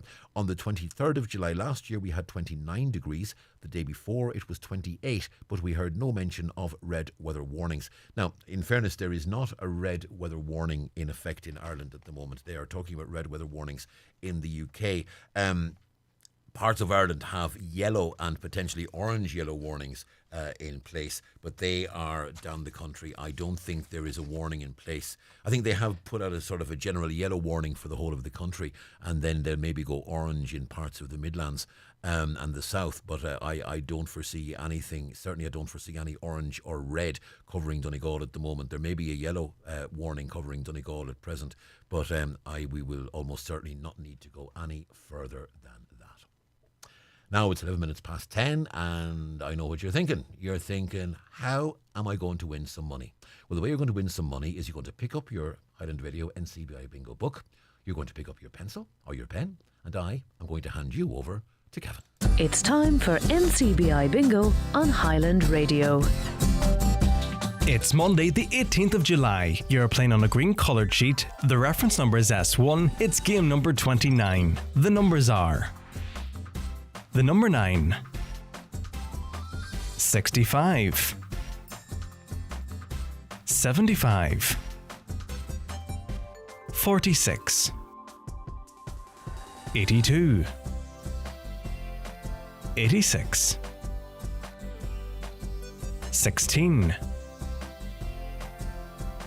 85, 51, and the number 7. Phone your claim to 9104833 before 8 p.m. tonight, leaving your name, contact number and the name of the shop where you purchased your book. Get all your NCBI Radio Bingo information at highlandradio.com. Irish sun doesn't really count, right? Look, we all deserve a bit of sun. Skin cancer is the most common cancer in Ireland, so whether you're at home or abroad, protect your skin by following these sun smart steps. Slip into long loose clothes, slop on the sunscreen, slap on a sun hat, seek shade. Yeah, even on the cloudy days. Oh, and slide on the sunglasses. I do have very funky sunglasses. And I do love this hat. Be sun smart from the HSE and Healthy Ireland. Experience everything this summer has to offer here at Letterkenny Shopping Centre, with a wide range of shops and services packed with great choice and value for you to explore. You can enjoy free parking, Wi-Fi and take a break with our popular outdoor seating area. Letterkenny Shopping Centre. We can't wait to see you. Bingo every Monday night at the Halfway House Bingo Burnfoot. Doors open 7:30, eyes down 8:30. €2,500 must go. Snowball is now 5,900 on 45 numbers or less. If you're not in, you can't win. Halfway House Bingo tonight, 8:30. Your specialty is quality tiles, bathroom suites and wooden floors. Who is the best range of tiles in Donegal? Crawford Tiles. The best wood flooring? Crawford Tiles. The best bathroom suites? Crawford Tiles. 5-day bathroom refits? Crawford Tiles. And who's been tampering with my questions? That'll be me. Crawford Tiles, Castlefin. That'll be them. 07491 43942. Getting value on your shopping has never been more important. That's why at Super Value we have great offers like Super Value Fresh Irish Strip Loin Steak save 33%, deliciously refreshing Abellio Albarino only €10, and get new weekly money off vouchers on the Rewards app. For low prices that compete with anyone, it's got to be Super Value. Enjoy alcohol responsibly. Call now on 074 91 25,000. At the beginning of June, Inishowen held a Pride event in Buncrana, and it was a huge success. It was a colourful event. Lots of people took to the streets, and it was a huge celebration that went very well indeed. And now the Donegal Gaeltacht is getting in on the act, because the first Pride event in the Donegal Gaeltacht is taking place in Cloughaneely, starting today and running until the 23rd. Delighted to be joined on Zoom this morning by Paul Penrose, who is one of the organisers of Broad na Gaeltachta. And Paul, I apologise in advance for my pronunciation. Broad, would that be the correct pronunciation? That's right, yeah, you've got it. Broth. Paul, welcome to the programme. The LGBTQI plus community in the Donegal Gaeltacht hosting a number of events over the coming days, just to reflect the fact that gayness and queerness is just not a thing for big urban areas. It's a thing in rural areas and in Gaeltacht areas as well. Of course it is. Absolutely it is. You know, a lot of the time down through the years, a lot of people had to leave their own areas to go to celebrate Pride, whether it be, you know, to Letterkenny, Derry or Dublin or Sligo or wherever. So, you know, thankfully this year, with Inishowen Pride, it really gave us the courage and the energy and the spirit to get ourselves going again. We had intended to go anyway, but it was lovely just to be able to be down in Inishowen and to give us the energy to be able to do our own events up here now in the Gaeltacht. And it's the first in country in a little Gaeltacht area, a week of events and a parade on Saturday the 23rd. So we're very excited and very proud of it. Now, of course, Cloughaneely, one of Cloughaneely's most famous son, culturally and artistically, is Cathal O'Sharkey. And over the years, Cathal has made no secret of his own sexuality, and indeed has quite openly and publicly celebrated it. That's right, yeah. And Cahill's on the bill today. Our first day of events is kicking off today at 12 o'clock in Dunlewy with a beautiful holistic walk around Sarah Kernan and Evan Mann's beautiful forest garden. We've got a beautiful little permaculture small holding off-grid set up there that they started about 6 years ago, so that's going to be gorgeous. So anybody that's interested in permaculture, come along to Dunlewy. It'll be about a 2-hour walk and a kind of a workshop talk kind of a setup. That'll be lovely. And then we've got a night of coda and readings in Cathal O'Sharkey's house in Minalea as well, so everybody's welcome to come along for that too. So yeah, that's our two. Of course, we've got another event this evening as well. It's an online event, which is really accessible to everybody. You know, we wanted to make the festival accessible to people that aren't able to come to the Gaeltacht here. So there's an online event. You can go on to www.broadenthegaeltacht.ie and you'll see our list of events there. It's a talk with Ted and Keown and Dara Niamh Hannan. They're going to be discussing the Anfogler Acha, it's called, which is a publication that was made by Rishin Costello a couple of years ago, and it's a queer dictionary basically. So it's a really exciting publication, and Ted is working on the second edition of that. So that's going to be a really lovely event. Now, you know, it's a bilingual event as well, and you know, for anybody that's questioning what LGBTQI plus stands for, then this is your opportunity to find out from some experts online this evening at 8:30. So you can register for that online and we'll send you a Zoom link. Now, Brother Gaeltacht is a first event, and you and your colleagues are at the forefront in terms of getting it organised. But there is a history of gayness and a history of gay culture in Gaeltacht areas, and that's going to be explored tomorrow.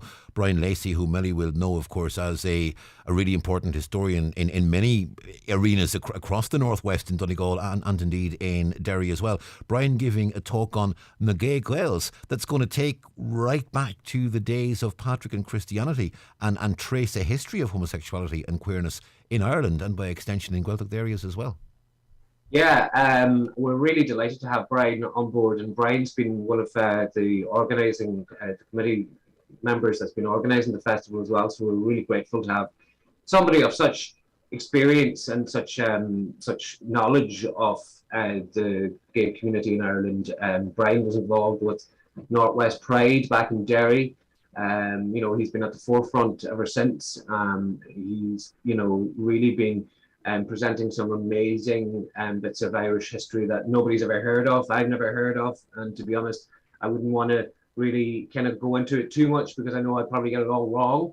Brian's the man to really speak about that, and yeah, it's going to be a great event. You know, I think he already put it on in Dublin for Gay Pride a couple of years ago, so this is his first outing in the Gaeltacht with it, which will be brilliant. And that's in Chanverrick tomorrow evening, and it'll be a really engaging presentation. Brian's brilliant.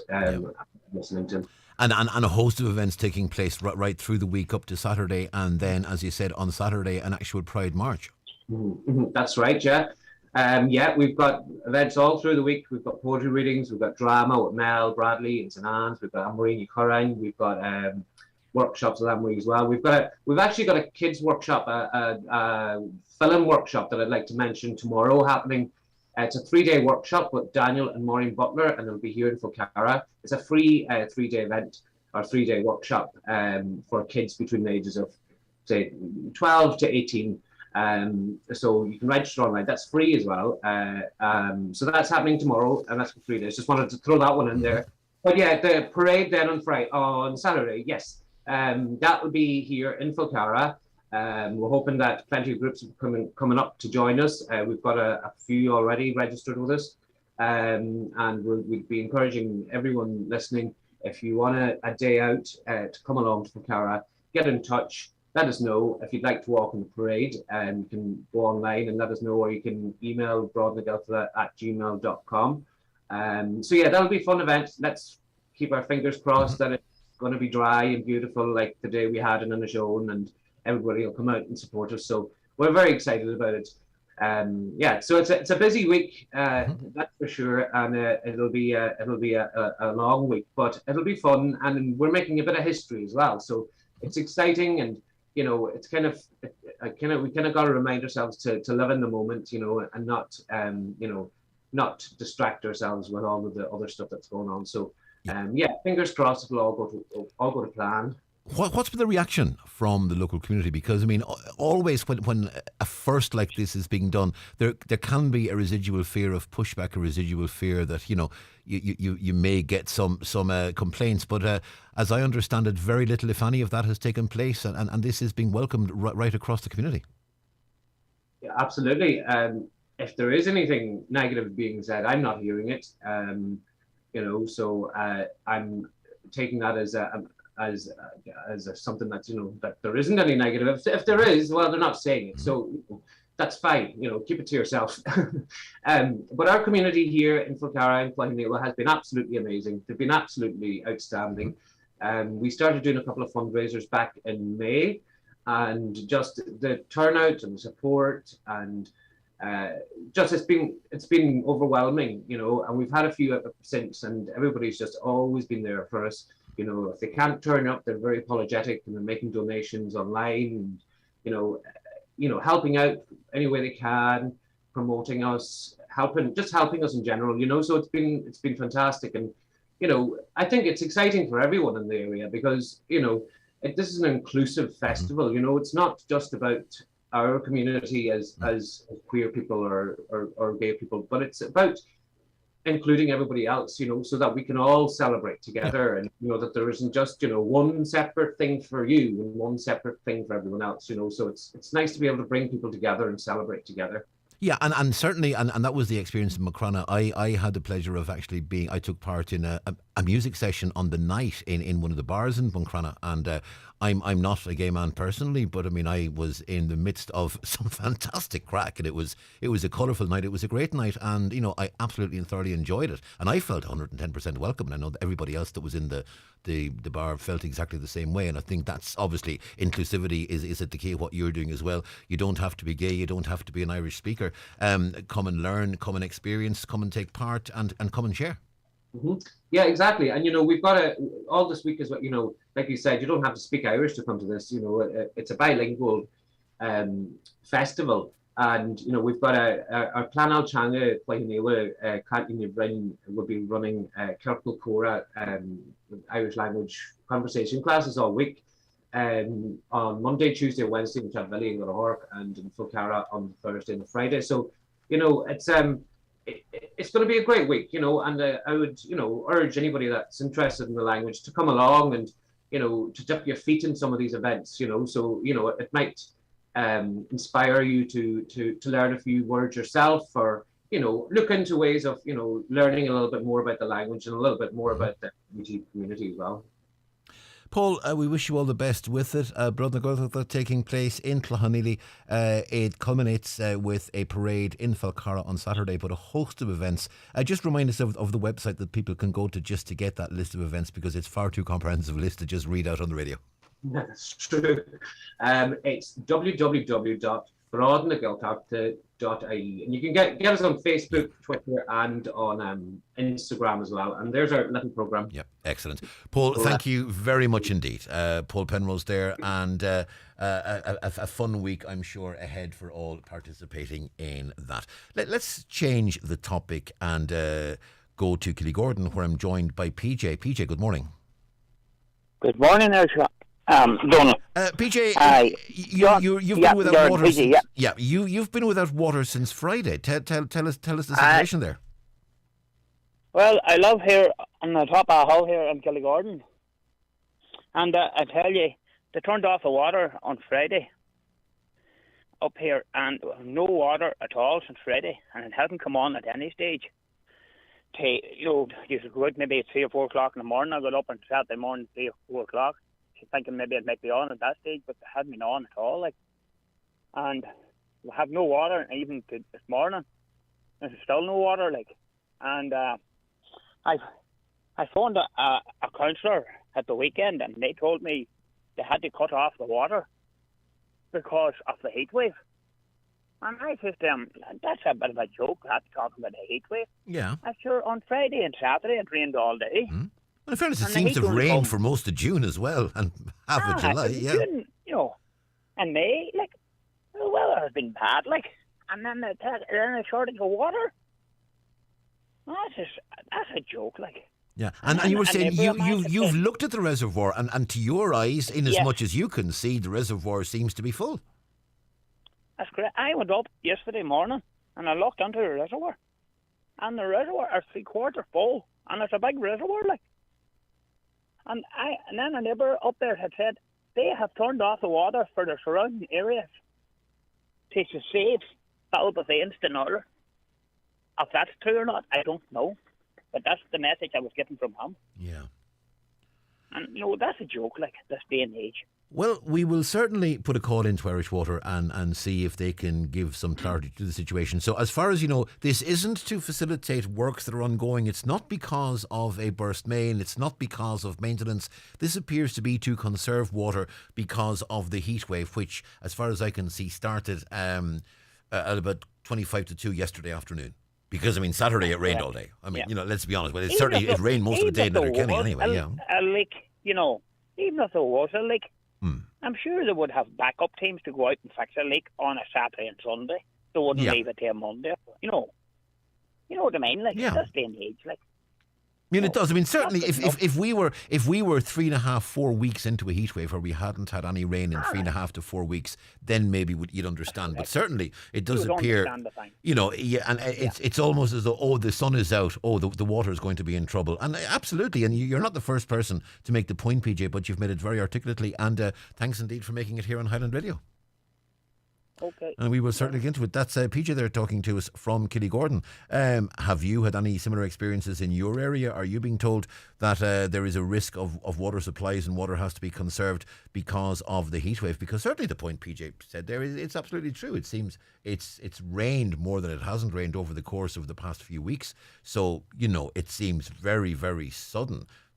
Just because we've got 2 or 3 days where we have a bit of sunshine maybe, suddenly, we're in trouble with our water supplies. It's an interesting one. For great food in the heart of Letterkenny's Cathedral Quarter, step into Dillon's Hotel. Using only the best local produce, Dillon's serve an extensive menu every day from 12. Perfect for a quick bite, a relaxed lunch, or a leisurely dinner. Try the renowned 4-course Sunday lunch with full table service. Or if you work in town, why not pre-order and have your lunch waiting?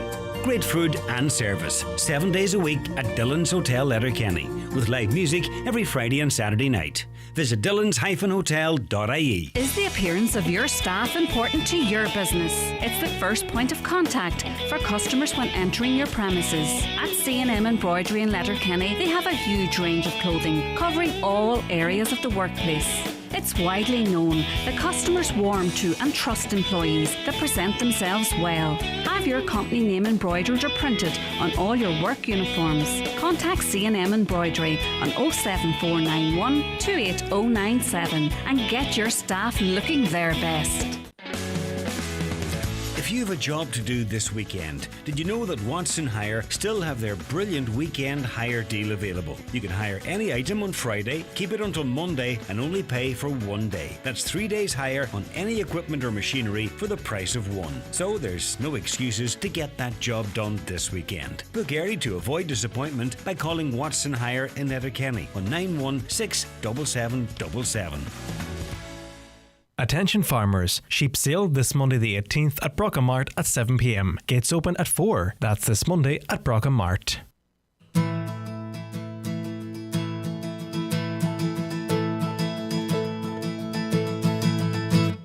As I went down to the ferry quay early in the morning, I met a bonny young sailor boy at the break of day.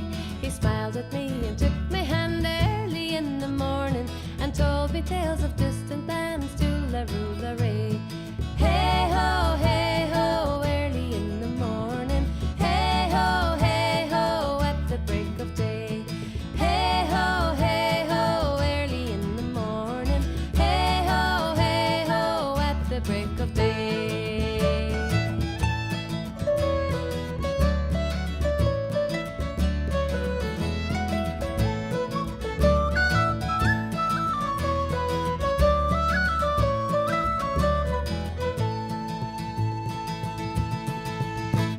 He asked me would I marry him early in the morning and travel with him across the sea at the break of day. He gave me a ring that was made of gold early in the morning and be mine forever to have and hold to La Roulerie. Hey ho, early in the morning. Hey ho, at the break of day. Hey ho, early in the morning. Hey ho, at the break of day.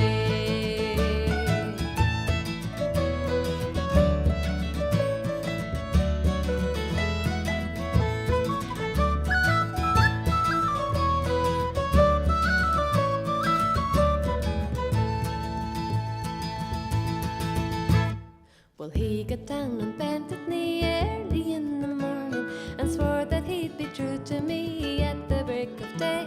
But sailors are wild and sailors are free, and I have heard the warnings. Says I will have to wait and see to La Roulerie. Hey ho, early in the morning.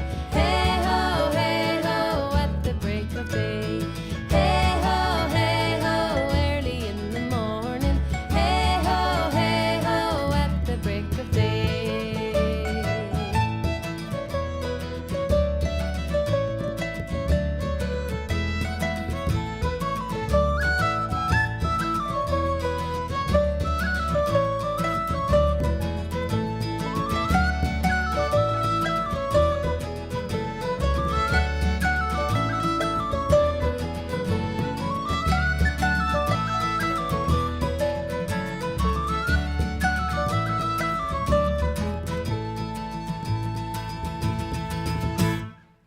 One of the highlights every year these days of the Argyll Arts Festival is At Home with the Henry Girls in Malin. It takes place all this week starting today, and that is the Henry Girls from a few years back, and that's early in the morning. They played on Greenland Theatre as part of a series of gigs over the weekend which were filmed for broadcast on TG Cahir later this year and early next year. I had the pleasure of going to the Ye Vagabonds show yesterday afternoon. It was magnificent. It really was. A caller had asked earlier in relation to wheelchair accessible vehicles, where can we hire one? Caller's been in touch. We hired one from Macklemeals in Armagh last year. They can be contacted on 048 37 525 333. That's 048 37 525 333. That's Macklemeals in Armagh. That's what one of our listeners they're the ones our listener made contact with, and they hired a wheelchair accessible vehicle there. Obviously, we are happy to pass that information on. We have no knowledge of the company and we can't make any further comment, but certainly happy to pass those details on. Now, there is a very important conference about to take place in Letterkenny. It's taking place on this coming Friday, and it's a conference on dereliction in Donegal. It's a very well-timed conference because it's an issue that's been under much discussion. I'm joined in studio by Donal Harvey of the Cathedral Quarter Committee in Letterkenny. Donal, good morning to you. Good morning, Donal. And I am joined online by Jared McCormick of Letterkenny Tidy Towns. Jared, good morning. Good morning, Donal. I'm going to start, Donal, with yourself, and you and I had a conversation about this some weeks ago, and I mean, you know, it's obviously this conference has been in the planning for some time, but given the emphasis on accommodation, given the emphasis on the situation in Letterkenny at the moment, this is a very, very timely event. Oh yeah, it's very, very timely, and it's, I suppose at the minute it's not just Letterkenny, it's right across the country, and I mean, it's through comment from President Michael D. Higgins, so it's very, very well timed, and I'm delighted that it's taking place here in Letterkenny. I think it's the first of its kind, so really, really looking forward to the event as well. The Housing Minister, Peter Burke, Minister of State, is going to be here to open the conference, and I've no doubt you and the politicians will lose no opportunity to point to the Cathedral Quarter in particular and to the town in general and say, look, there's more can be done around here. Yeah, there was an article actually, Buzz.ie did an article there about us, and well, it wasn't just, it was about with a lot of activists within about dereliction, because it seems to be a part of a movement now across the country, and they had a picture from Google from 2009 and then last year, and when you can slide across, it showed what it looked like, what the street looked like in 2009 to what it looks, and it's remarkable what the transformation in the place, and again that we see this here with the right support and the right political will, that this here the challenge dereliction can be challenged. And Jared McCormick, from the point of view of Tidy Towns, you know, you're listening to Donal here, and you know your own premises is not a stone's throw away from Church Lane in the Cathedral Quarter. But you know, in terms of the work that's been done by that particular group, what Donal and his colleagues have shown is that if you have the tenacity and, dare one say it in Letterkenny, the thran just to keep on pushing and pushing and pushing, you know, there can be results, and the Cathedral Quarter project proves that. I couldn't agree more, Donal. You just said it very, very clearly and very correctly. From just with my Tidy Towns hat on me, we got our results this year, and we did a survey on dereliction in Letterkenny because they were looking for that type of information, and it was quite sobering reading the amount of dereliction that was in Letterkenny. And I'm just quoting the report. It's disappointing to read about the number of derelict occupied buildings in Letterkenny, but your efforts to contact and to work with the owners is commended. And then they talk about suggestions of what we could do, is working with the council to try and that the range of measures that are available to the council, that how you can improve the situation. And I suppose this was back in about October last year, and I remember going to a committee meeting, and Donal actually sits on the Tidy Towns committee, and also he, as everybody knows, he spearheads Church Lane as well. And I'll be honest with you, I was talking to the council and really getting nowhere, and they really weren't really taking us on about what could happen. You know, they weren't really taking the measures that the Tidy Towns adjudicator had presented, and I was a little bit despondent, to be honest with you. And going into the meeting, and I came out of the meeting, and Donal says, Jared, we can do something about this. He says, why don't we have a conference on dereliction? And why don't we show what we can do and the positive effects of what's happened in Church Lane and how what we've done there, and let's go for a national conference. And it shows the positivity in Church Lane, and I was actually buoyed when I, buoyed up, really thought, God, you're right. Let's go and let's see what we can do. Let's not focus on the the negatives. Let's focus on the positives and what we have done in our town and what we can do, and open up debate. And it's great. I mean, we have councillors and people from all over Ireland coming to this event, and open it up and to see what we can do to improve problems that do exist, but look at them positively. And if you look at the we have an agenda for the day, and there's a lot of very positive things happening in it. We have Lee Gooch coming to talk about the restoration of his project, and it's a great feel-good story, and other things like that's happening. Donal will explain it more, but they're really, really positive things, and I think that's the right way of looking at it. When you have a problem, you look at it positively. Donal, it seems to me that one of the secrets of the success of the Church Lane project and the Cathedral Quarter wider project is local knowledge. And I've spoken to you many, many times over many, many years, and it seems to me that you have an encyclopedic knowledge of every building on that street, who lived in it, who owns it, what happened there. And if anyone has a question about Church Lane, go to Donal and he'll tell you the answer. Now, so many council discussions on dereliction are, well, we need to establish who owns it, we need to establish this, we need to establish that, we need to establish the other. It seems to me that the level of local knowledge that you in particular and others have in the Church Lane area was crucial to what you achieved.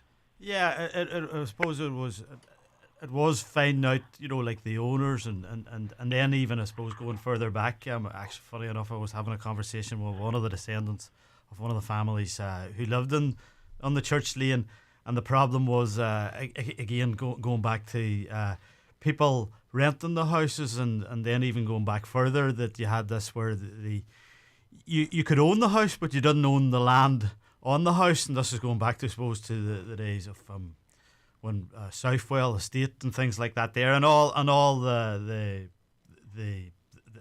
intricacies in that there. And it's funny enough, like even on number 1 Church Lane, the basement of that there, on underneath the house doesn't belong to the building itself; it belongs to the building on the main street. So there's those little little funny things. But local knowledge is key. Local knowledge is community groups and addressing these here. And then that goes on to a bigger point, like that that there should be more resources given to grassroots groups, and in tackling this issue. And then the model that we see ourselves very much is like these development trust associations that are present in Scotland, and a great example of that is Mid-Staple Quarter in Dumfries. And where they have the resources to employ staff, they have the resources to buy buildings, and this is all backed up by the Scottish Government. But unfortunately, we don't have that in this country, and it really needs it needs greater thinking from within the political parties themselves, but also within the officials at the Department of Rural Communities and the Department of Housing, that there's different ways of tackling this here, but there needs to be greater flexibility and greater imagination. And when we can't keep on doing the same thing, and everybody knows what the definition of insanity is, doing the same thing over and over again and expecting a different result. So we have to look at things differently. And again, that goes back to that local knowledge, and definitely that what has been done on the Church Lane, we have no doubt that could be done in else places, and then hopefully that will lead to greater debate. And over the course of the conference, some of those other initiatives and those other models are going to be explored in great detail, and hopefully councillors attending will take note, and other politicians attending will take note. And it would be nice to think that maybe the Minister and his officials might stay for a while and learn something as well. Well, hopefully, and like we do thank the Minister for coming down, and thank Joe McHugh's office for arranging that visit as well. But it's like the Minister's coming up on the Friday, so we catch a glimpse of what has happened for himself if he takes a walk around. But again, it's if they stay around and find out these different things and bringing it back. And as I said, we've been in contact with groups in Tala, we're conversations with people in Drogheda. And other ones, and you mentioned that word Francis earlier on, that it is a good quality sometimes as well, just to be persistent. But I know for for a lot that there's so much involved in it that you do bang your head up against the brick wall sometimes, and you go, oh well, what's the point of these people aren't going to? So that support from above hopefully might be something that the conference will address. And Jared, from the point of view of Letterkenny Tidy Towns, I mean, your personnel are out on the streets daily, working in the early morning and in the evening, and you and your colleagues know the town, and you have that knowledge, and just in the same case as Donal, I'm sure Letterkenny Tidy Towns will be in a position to assist the council in initiatives like this, and perhaps it's a shame that you're not being utilised more. Very much so. I mean, we actually have presented our survey to the council. We were asked to send a copy on, and we have done that. But as of yet, my understanding is the council feels that the legislation as it is not fit for purpose, that they're waiting on new legislation to come out. And I suppose I have to be honest with you. My view is, look, if you don't like it, what can you do?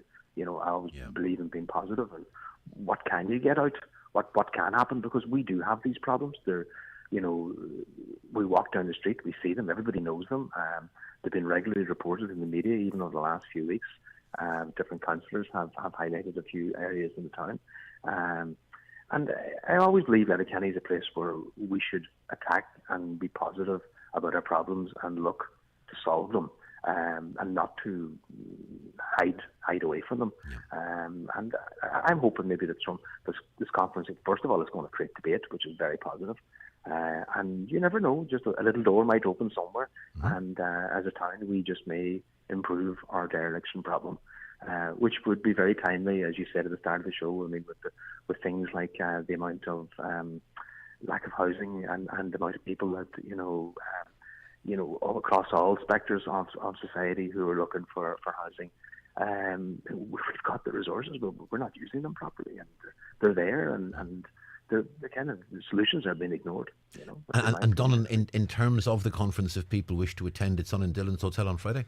It's on in Dillon's, and well, it's Jared set up it's an Eventbrite, so you'd have to book tickets, and there was last we looked, there was around 80 places, so there's only around maybe 20. So if people want to attend, just I think that the link was on our press release and things like that there. Yeah. So just book, and it's filling up fast, and as Jared said, they're coming from everywhere for it. So.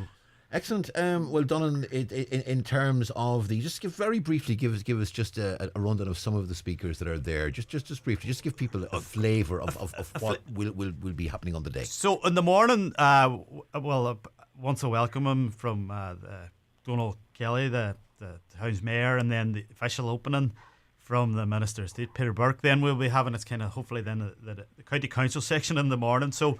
We're hoping that there's a spokesperson from the council who will talk about what the new role of the vacant house officer is going to be. That's what we're hoping for. That there'll be somebody from there just to say what that role is going to entail. And then we've got Joe Gallagher, who's the heritage officer, and Joe and Colette Beattie, the conservation officer there. They have delivered this Historic Towns Initiative programme 4 times. So Joe will be given a description of, he's done it once. Happened in Church Lane and Ramelton, and twice in Ballyshannon, so he'll be going through that there. And then after tea we'll be kind of having Jared mentioned it there with Lee Gooch talking about number 2 Church Lane, but there's a kind of cross-border, cross-community emphasis on it as well. So we've got Kyle Thompson from the Newgate Arts Centre and the Fountain talking about the role that culture and heritage can play in dereliction there. So talking from a unionist point of view. So we're really looking forward to that there. And then we have after lunch, then we got Colin Murray from the Heritage Council. So he's coming to talk about the role of the Heritage Council in addressing the issues of dereliction. And then our main speakers are and we're really looking forward it's Jude Cherry and Frank O'Connor from Anish Agency. And they're the people that have brought to the national attention. They have been highlighting dereliction down in Cork, and they run the Derelict Ireland campaign, and they've really put the ball, or put it on the national stage. And then we've got once that's over, then we've got as Dr. Karen Cafferty, she's going to be our special moderator, and she's going to sum up what the conference was about, and then so that's what we're having for today. Yeah, a caller says a property that's derelict belongs to somebody. It has value, and the owners should be made to keep it tidy. If they can't afford to do so, it should be sold so value can be added to the town. And one of the issues, as we've been saying, there very often can be, in fact, establishing ownership and making contact with the owners, and that could be a challenge in itself. The conference is on Friday. There'll be coverage of it, obviously, in advance and afterwards in the media and here on Highland Radio as well. Donal Harvey from the Cathedral Quarter, thanks indeed for speaking to us, and Jared McCormick, Letterkenny Tidy Towns, thank you very much indeed as well. And I just want to say before you go, Jared, you and I are paths cross occasionally on our early morning walks, and I have seen you. I've seen you more than once walking along the New Line Road area or that particular area, wearing a pair of gloves and carrying litter that you've picked up off the street. So I have to say, fair play. I like a man who actually follows through on his commitment and actually puts it into practice. So fair play, Jared, and thank you very much indeed for speaking to us this morning. Thank you, Donal. Jared, thank you, and Donal, thank you. Thanks. As well. Thanks, Donal. If you're thinking of changing your washing machine, consider the brilliant 8kg 1400 spin washer from Blomberg. Raymond Sweeney here at Ben Sweeney Euronics. If you often need laundry washed in a hurry, this brilliant washing machine will get your daily clothes clean and fresh in under 30 minutes, saving money on your energy bills and giving you back valuable time. It also comes with a 7-year parts and labour warranty for peace of mind. Call in to us and see for yourself at Ben Sweeney Euronics, Port Road, Letterkenny, or in the shopping centre, Dunlow. Inishowen Credit Union has recently launched Cultivate, an agricultural loan at only 6.55%, APR 6.75%. Call any of their 4 offices for more information or to make an appointment. Inishowen Credit Union, Buncrana, Carndona, Moville and Muff, supporting local farmers. Inishowen Credit Union is regulated by the Central Bank of Ireland. They say you should have your second baby first, because with your second baby, you'll have learned what to do, what not to do, what's best for baby and best for you. Like the Loopy Loo range from Lidl. Everything your baby needs, including award-winning nappies from only 99¢. When you know what to do, Loopy Loo. Available exclusively at Lidl. More for you. See our full range at lidl.ie/Loopy Loo. Don't just do okay in your career. Do great at Allstate. Don't settle. Soar. Don't procrastinate. Innovate. Don't do mediocre, do magnificent. At Allstate, great work, great life, great people. Where great opportunities await. Search Allstate NI Careers today. Don't miss the 53rd Clonmany Festival open air concerts, including Nathan Carter on Thursday the 4th of August, and on Friday the 5th of August it's Robert Mazzell and his band. Don't miss these and many more open air concerts at this year's Clonmany Festival. See clonmanyfestival.com. This ad is sponsored by Joyce's Centre Clonmany. We had a poll on the programme on Friday. A report has found flip-flops cause 200,000 accidents every year. Can you relate to this? And our poll results on Twitter: yes, 64.7%, and no, 35.5%. And they are the results of the poll. I did mention in the course of our discussion that I was a wearer of Crocs. A number of people were suggesting that I was in some way an aberration and I shouldn't be wearing Crocs. And I am delighted to say that I am proudly this morning wearing my favourite pair of Crocs. So there you go. That's what I have on my feet this morning. And I do so with no problem whatsoever. Now, I'm going to go to line 1 because we're joined by Freddie. Freddie, good morning. Good morning, Donal. Freddie, a beautiful one it is. It is a lovely day. However, there are problems that you are having with Letterkenny University Hospital and a loved one. Tell us the situation you're in at the moment. Well, it's a bit of a predicament. Basically, it started about 6 months ago. My 2 girls, one went in first. I had to go back in at 5 o'clock in the morning to take her out of it because there was nothing happening. She was in a lot of pain. And whenever I notified them that I was going down to pick her up, all of a sudden there was a doctor with her whenever I arrived, but they couldn't figure out what it was. So it could be this, it could be that, it could be the other. Does she have a precondition? Does she have a condition that requires being at the hospital, or is she potentially ill and no one knows what it is? No, well, I'll be quite honest with you. She has a history that she has to have someone with her 24/7. Right. Let's put it that way. Yeah. And to be left sitting, if she went in around 1 o'clock in the afternoon, Yeah. She was put in the category red to make sure she'd be seen ASAP. Someone came out, said they'd be called next, and the next actually led on to about 1 o'clock in the morning. That was, you're talking nearly 12 hours. I rang up to find out what was going on, and still sitting. Now, can you imagine sitting in a chair whenever you're critically ill? Imagine sitting in a chair for 12 hours, having somebody with you. So anyway, cut a long story short, they got her in. They took her bloods. That was it. Nobody came near them then until I think it was 4 o'clock whenever I rang in the morning when my wife and her were sitting. They were able to tell me nobody called and she was in severe pain. My wife's back was broken, basically sitting on a, it's a terrible thing to say. I told you to be more comfortable. But anyway, like I say, they got there before I got there because they knew I was quite angry. And, it could be this, it could be that, it could be the other. This is basically, nobody could actually say, but we'll have to actually book you into the hospital. And I said, that's not going to happen because of the way she was treated the last time. Luckily for me, I made the right decision. Sure, she was seen the next morning because I caused so much of a stir. But that's that one. The next one was, my other daughter had a complete for about 6 months. And eventually they give her painkillers, this, painkillers, that, all the time. She was having days off work, which she hates doing. Then they decide, okay, right, we better get this looked at. So they carried out a procedure, which was fine. That's what we were looking for.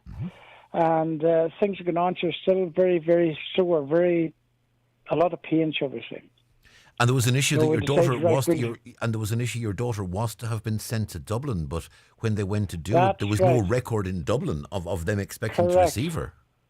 That is correct. This is where the whole thing kicked off again. Now, they're always bragging about how good the management is in Letterkenny. 100% the nurses could not do enough for you. Absolutely. I must put my hands up there. Couldn't do enough. I asked them. They said, well, basically, we can do nothing about it. It's down to the doctors and the management. Right, so let's say I was a manager trying to manage something like that. Yeah.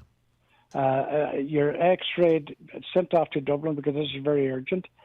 The next thing, 6 weeks later, you say, well, nobody's called yet, so we ring Dublin. They said they never hear tell of any of this. So again, we had to take her back into the hospital, which was on Monday because we wouldn't take her in on a Saturday or Friday because they're going to say, well, nothing's going to happen until Monday. Again, same procedure, except this time she was sitting, I think, for 16 hours. And can you imagine yourself with a very, very, very severe pain, waiting for 16 hours to see a doctor? Again, we waited. I rang 2 days after. We have to get on to Dublin to see what x-rays we have to do. That was on Monday. Tuesday, we'll have it done in the morning. Wednesday, we'll have it done in the morning. I was coming to Wednesday evening and I went down again. The radiation people's gone home. So I said, at 4:30 on a Wednesday. But we'll do it first thing in the morning. I said, I'm listening to that now. She's after 3 days. Says, this girl's taking up a bed that somebody else could be in. All they had to do was ring the house saying, come in. We went home. They couldn't get a doctor, first of all, to send her out. And then they did get somebody, and the nurse asked her, she said, and who are you? Oh, she said, I'm doctor. Well, we never met before. How long are you in the hospital? Oh, I'm only after arriving. Could you tell me what's wrong with the patient? Now, can you imagine this? The only thing, I said, no, that's it. So the people who was doing what came down then about an hour later and asked her to stay. Now, this was Wednesday evening. And said, oh, for definite, we'll have it done in the morning. We said, no, that's it. We had enough of this. We'll take her to another hospital. We'll take her anywhere. She's in too much pain for over 6 months. Dublin says I didn't get the last information, blah, blah, blah. Cut a long story short, we got her home, and on Monday, she got a phone call to say that she'd be seen within the next 10 days. Is this in Dublin or in Letterkenny? No, this is in Letterkenny. Yeah. Within the next 10 days. So in other words, if we hadn't have done what we'd done, she'd been lying in the hospital bed, taking up a bed for the next 10 days, and then they're complaining, they're saying they have no beds. You know, It's ridiculous, and it's not down to the doctors, I don't think. It's down to the actual management who were supposed to send the information off to Dublin. Now, these are the managers who's praising themselves how well they're doing. They're just taking up beds. They're filling the place up with patients who you can't actually contend with.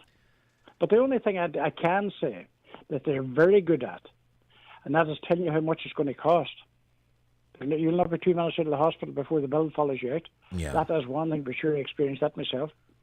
Well, Freddie, all we can say, I mean, all we can say is we wish you and both your daughters well, and hopefully these issues can be resolved and they'll both get the care that they need. But in the meantime, thanks indeed for sharing your story with us. I appreciate you letting me talk about it, because, like I say, this is happening not only to my daughters, but to an awful lot of people.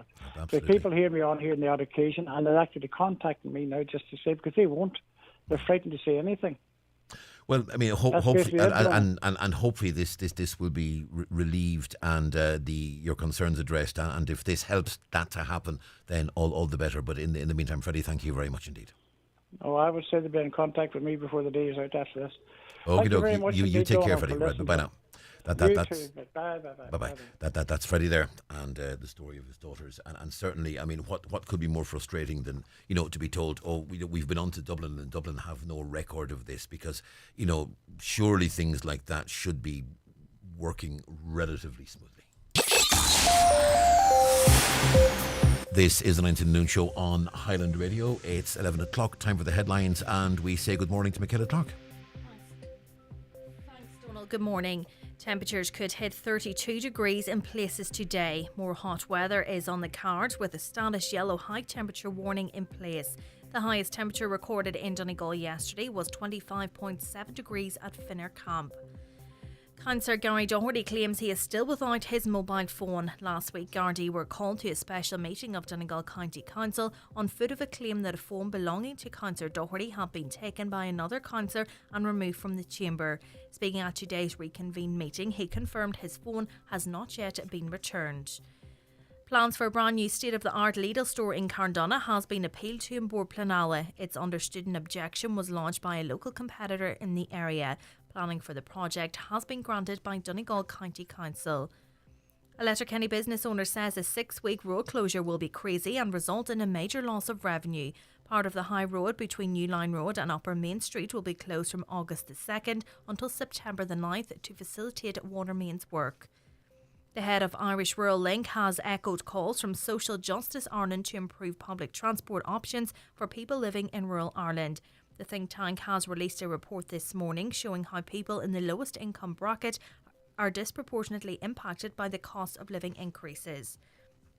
And concerns have been raised over the use of jet skis and speedboats close to beaches in Donegal. It's emerged that last week a number of jet skis were in use close to an area occupied by swimmers in Dunfanaghy. Once spoken to by lifeguards, the owners of the jet skis moved further out from the shore. However, Councillor Michael McClafferty says it's an issue that urgently needs to be addressed. Those are the latest headlines. We'll be back with an update again at 12 noon. Beat the cost of Brexit with no customs charges. Do you need a UK address for your limited company or personal use? Space Hub in Derry can provide you with your own mailbox. Have your post and parcels delivered to Space Hub and collect at your convenience. There's brand new 20-foot shipping containers now in stock, ideal for all your storage needs at our Springtown and Coolmore depots. Find us on Facebook at spacehubderry.com or call 04871 878077 for more details.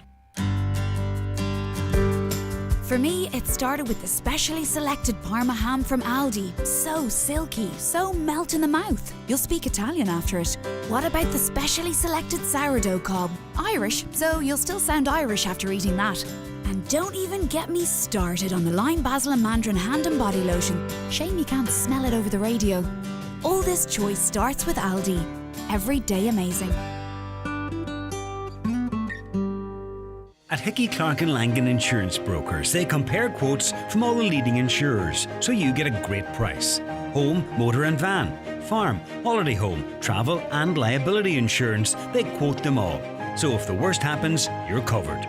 For a competitive insurance quote today, call Hickey Clark and Langan on 9126688 or pop into their office at Ballymacool, Letterkenny.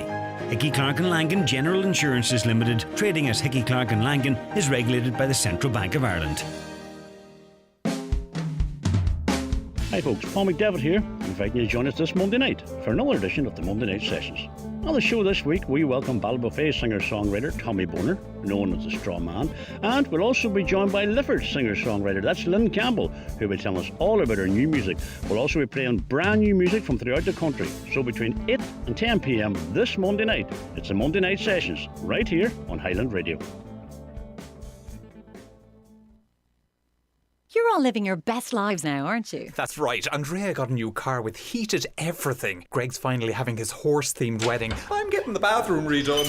It's a waterfall rain shower. This mightn't be your life, but with a loan from An Post Money, you can live your best life with Ireland's lowest rate on loans over 20k. Apply now at onpost.com/loans. An Post Money, your money for your world. Lending criteria, T's and C's apply. New applications only. Info correct July 14, 2022. Source CCPC for Ireland's lowest rate. An Post acts as a credit intermediary on behalf of Avantgarde DAC. An Post trading as An Post Money is authorised as a credit intermediary by the CCPC. Avantgarde DAC trading as Avant Money is regulated by the Central Bank of Ireland. Text 086 60 25,000. It's the third and final hour of the 9 till noon show this morning. We mentioned our survey on Friday about flip-flops. 64.7% of people telling our social media accounts that yes, they can absolutely relate to the fact that flip-flops cause 200,000 accidents every year around the world. Some of the comments, the flip-flop was like a mobile wooden spoon. If your mother took it off her foot, you knew you were in trouble. And they'll have been those old wooden skull things as well, won't they? So they would have packed a punch. Another caller says, can't stand the things. Another caller just says, stubbed toes all the time. We do have a little poll running today, actually. And it goes to a story that appeared in the papers this morning about Lahinch in the county of Clare. And a number of signs went up. Signs were replaced in Lahinch, and the locals suddenly found that the A in Lahinch had been replaced with an E. Now, the Irish for Lahinch is unlocked, and presumably someone said E would be a better second letter than A, so they changed it to Lehinch, and a load of enterprising locals have been going around getting stickers with A on them and putting them over the E's on the signs, and it raises the issue of the misspelling and mispronunciation of place names. I mean, you know, and you see it all over. You see Ramelton sometimes spelt with a H and sometimes not. I've seen more spellings for Dunlow than I'd care to think about. And one of my absolute favourites in Donegal is if you're driving into Castlefin, there are, as you see in many towns, there's the two green signs, one on the left-hand side of the road, one on the right-hand side of the road. They're both spelled differently. I think it's one N on the left-hand side and two N's on the right-hand side. So the actual two signs that are on the same road, just each other side of the road, two signs spelled differently. So do you believe that is, you know, is it a trivial issue, or is it something that needs to be addressed from the point of view of local people? Let us know. Our Facebook, Twitter and Instagram social media accounts, that poll is now running on those. Let us know what the situation is. Now let's talk GAA and let's bring in Brendan Devaney. Brendan, we're going to talk obviously about the Donegal ladies in a moment, and a lot to talk about there, but let's start with a reference to that All-Ireland hurling final yesterday. There were predictions it was going to be a classic. Those predictions very much came to pass. Yeah, phenomenal. I was just saying to you off air there, just you're watching with your mouth open at times. Some of the scores and skills were in show, and that blistering heat, you know, there was like, it was as if Kilkenny were just clinging on to Limerick, but never ever going away. There's some kind of magic in that team and what Cody does, that, listen, all the skills and the brilliance of Limerick, they couldn't put them away. They kept clinging in, and right up when they equalised that time, you're thinking, you know, what if, but listen, the stuff of champions, Limerick pulling away in the end, but some of the play we've seen there, absolutely phenomenal. And I mean, normally when you see a team defeated in a final, you wouldn't get the highest marks. You see the Kilkenny team with loads of high marks. They put their absolutely best into that there. They just come up against one of the greatest teams ever to be assembled in this Limerick squad, and 3 in a row. Phenomenal achievement for them. Yeah, and I mean, I've actually seen, Limerick, the best compliment you can pay to Limerick is they're now like the new Kilkenny. Which I mean, there was a time when Kilkenny were the powerhouse in Irish hurling, and now it's like, can Kilkenny catch Limerick? And, it sets it up nicely for next year as well.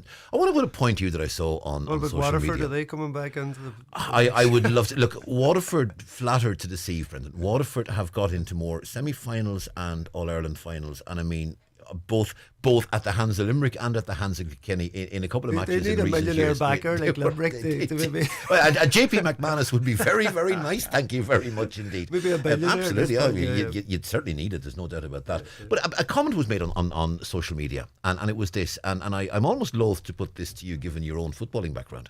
But the caller says, we close off the GAA season every year with the hurling final at the start. Well, it would have been traditionally the hurling final at the start of September and the football final at the end. Are we getting to the point where, given the spectacle the hurling final is turning out to be, it should be the other way around, that we go football first and close it out with the hurling? Because can Galway and Kerry produce anything that matches that as a spectacle? That's a very interesting point, and I'll tell you why. I was down to 2 semi-finals last weekend in football, and I've said it quite a few times since. I'm so happy that the Kerry Dublin game was the second game and not the first, because if we had had that first and the buzz of it would have been so deflating, because the Derry Galway game was so poor.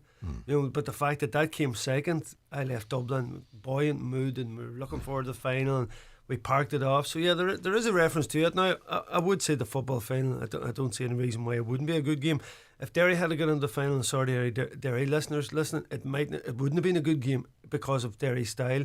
But Galway, I think, will come out and have a proper go at Kerry. So I'm hoping. But yeah, I mean, when you put the two games together, because of the tactical nature of football, listen, at the minute, hurling's getting tactical too. There's totally, absolutely. Yeah. It's definitely not maybe as free flowing. The difference is it's just the skills and the ability to hit the ball from like 70 plus yards over is just unreal. So you can't tie down certain parts of the pitch the way you can in football. That's the only thing. But I think these things come in cycles and that, and what we've seen probably this year is the football's got dragged back a bit where it seemed to be coming out, particularly County, you've seen it go back into a more tactical type of play with certain teams, and I think that's what's happened in the football. But you're right, listen, there's no way that football match can live up to that hurling, and that's one thing for sure. We're still hoping for a good game, but I don't think it's fair to put the two games together at the minute. Should the hurling come second, I suppose that's one for the debate. The tradition has been there for a long time now.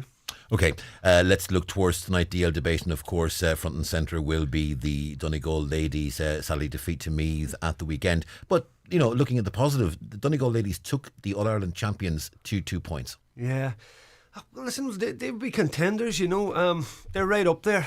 They're going up there to win that match on Saturday, and it's been a kind of tough season, league final, losing to Meath. They lost an Ulster final as well. It's a season where you could be saying, all right, they're league champions, they're Ulster champions, and they just come up a bit short, which would have such put a different spin on it. And particularly, I think the Ulster final, they kind of had the game won twice. That would be a bit of an annoyance. But then the All-Ireland series is a different competition again, and listen, probably you're looking on about hurling and football. The ladies' football used to be really high scoring, you'd see loads of goals and different things, but that is also getting tactics is coming in, and it's not that it's, I suppose, the extra preparation and the management teams and the bigger thought going and more to every game means that they're going to cut down the space and going to try and negate the opposition's forward lines, etc., and look to kind of counter-attack, which we're seeing a lot. And that's why, Donegal won 7 yesterday. Is that enough to win, a big match? Meath managed to have 12 points.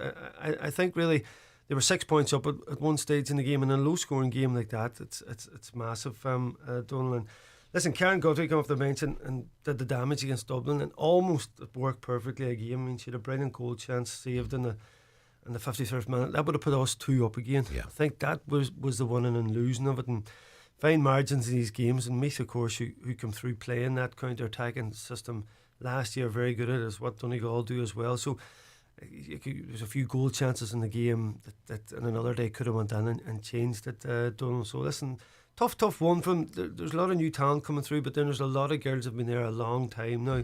So the questions were asked the last couple of years, about people, and they all come back and they all got stuck in again to give it a big push. So it's just a bit of a pity they come up that bit short, but some effort from them. Well, it's been a huge season from them, and listen, small margins again. You're back at headquarters. I mean, it would have been phenomenal for them to make a final, but it didn't happen. Well, Mo Donal joining you obviously on the DL debate tonight to discuss that game and discuss the situation of the team, and I'm sure that will be an interesting and a lengthy one. Jerry McLaughlin, a veteran correspondent, well known on the show and elsewhere, will be speaking about the hurling obviously and about the two senior semi-finals in Donegal as well. Yeah, certainly, and the Unions dethroned Donal in the hurling, senior hurling. Bert coming back and listen, didn't just won the match, but won it comfortably, 216 to 14 points. So Setanta, as we thought, had too much for Buncrana. So this time last year, Setanta were going in as huge favourites. I think they were, Unions were 6-1 to win that match. So it was a massive season for them. But we've been waiting for the Bird comeback. The original and the record holders in Donegal, of course. So that's set up for a spicy final now.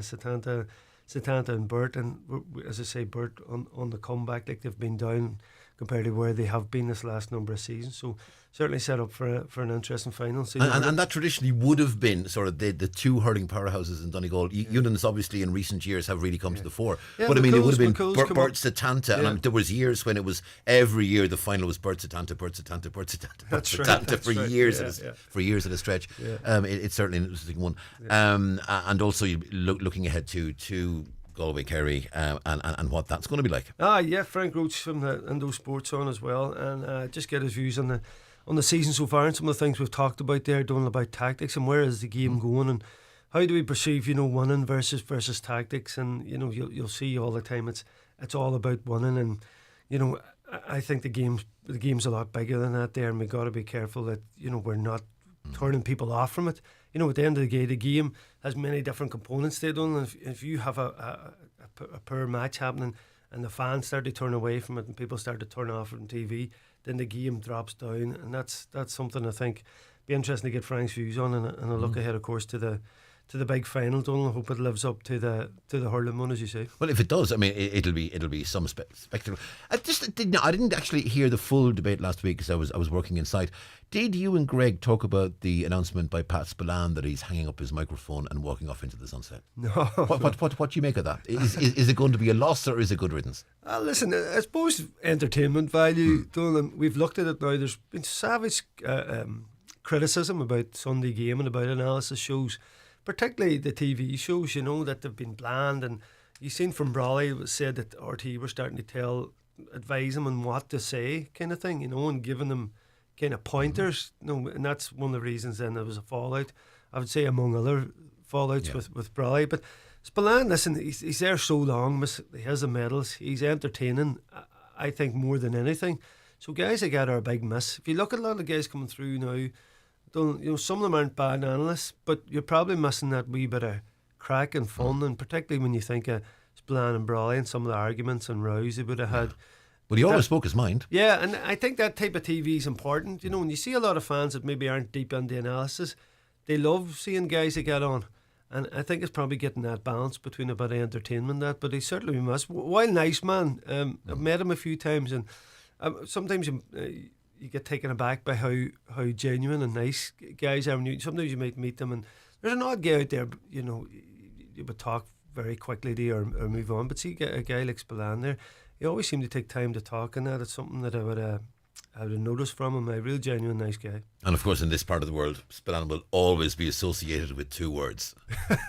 And you know what those two words are? I'm not even going into that one.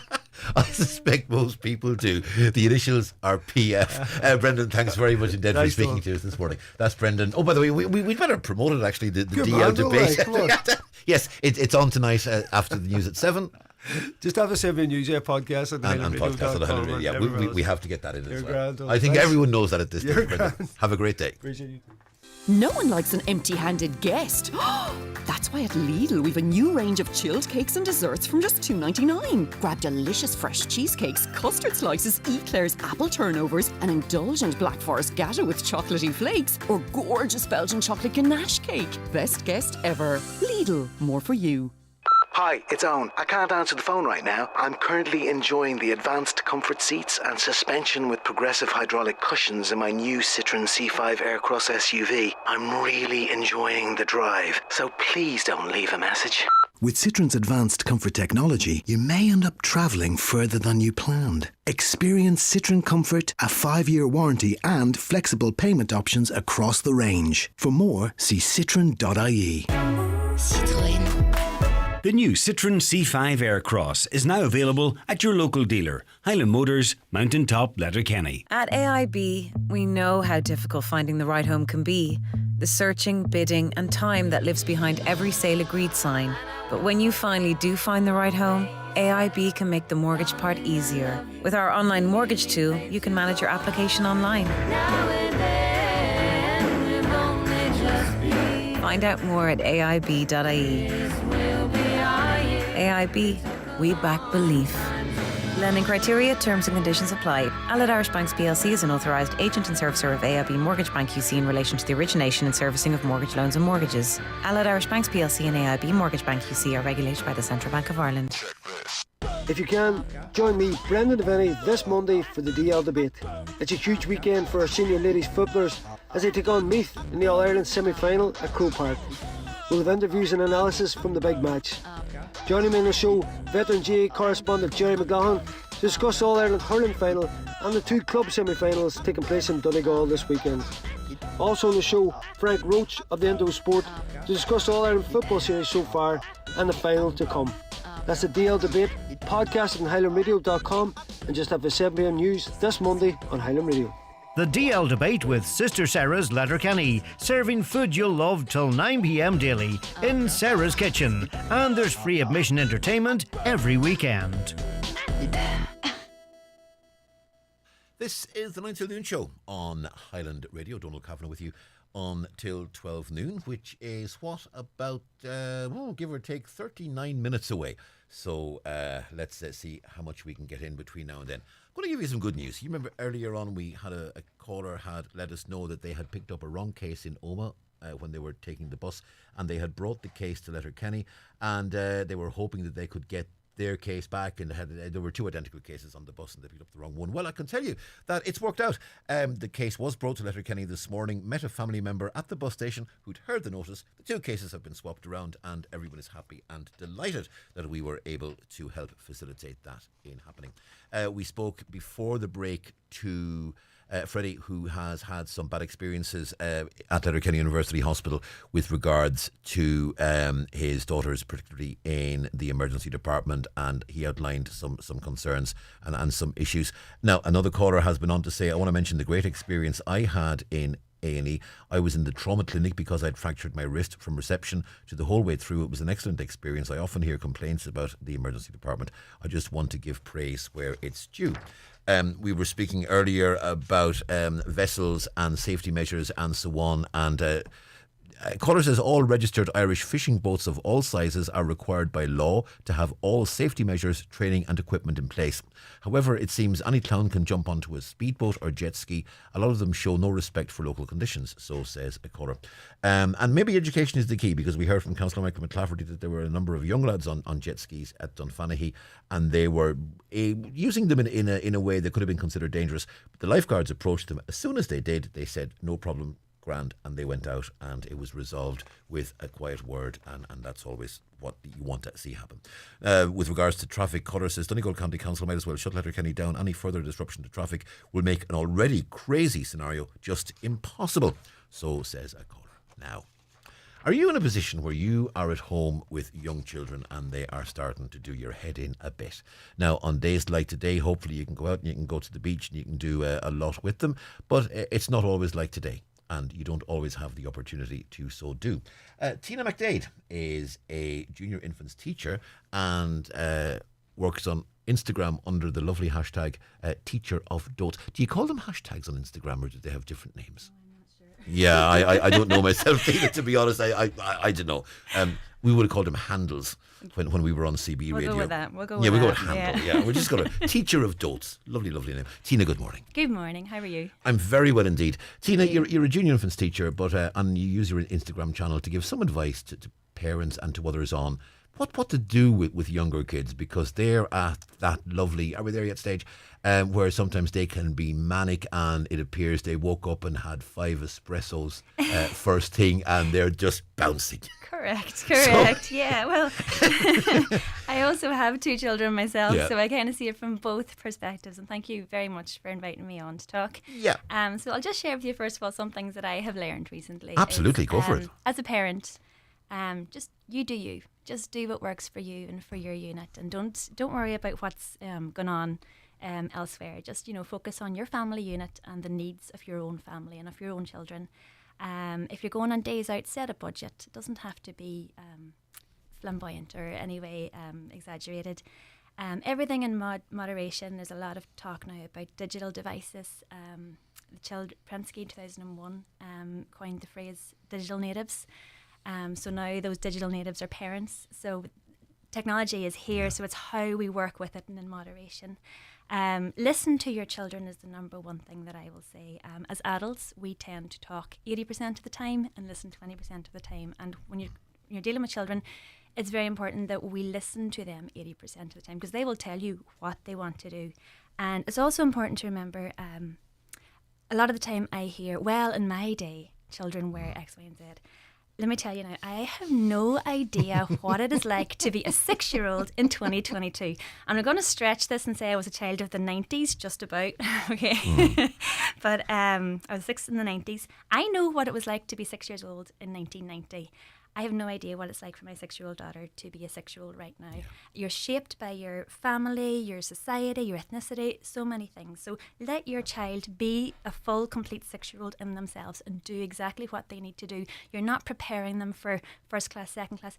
You need to deal with the child in front of you right now and what they are doing right now and meet their needs. Every child is complete.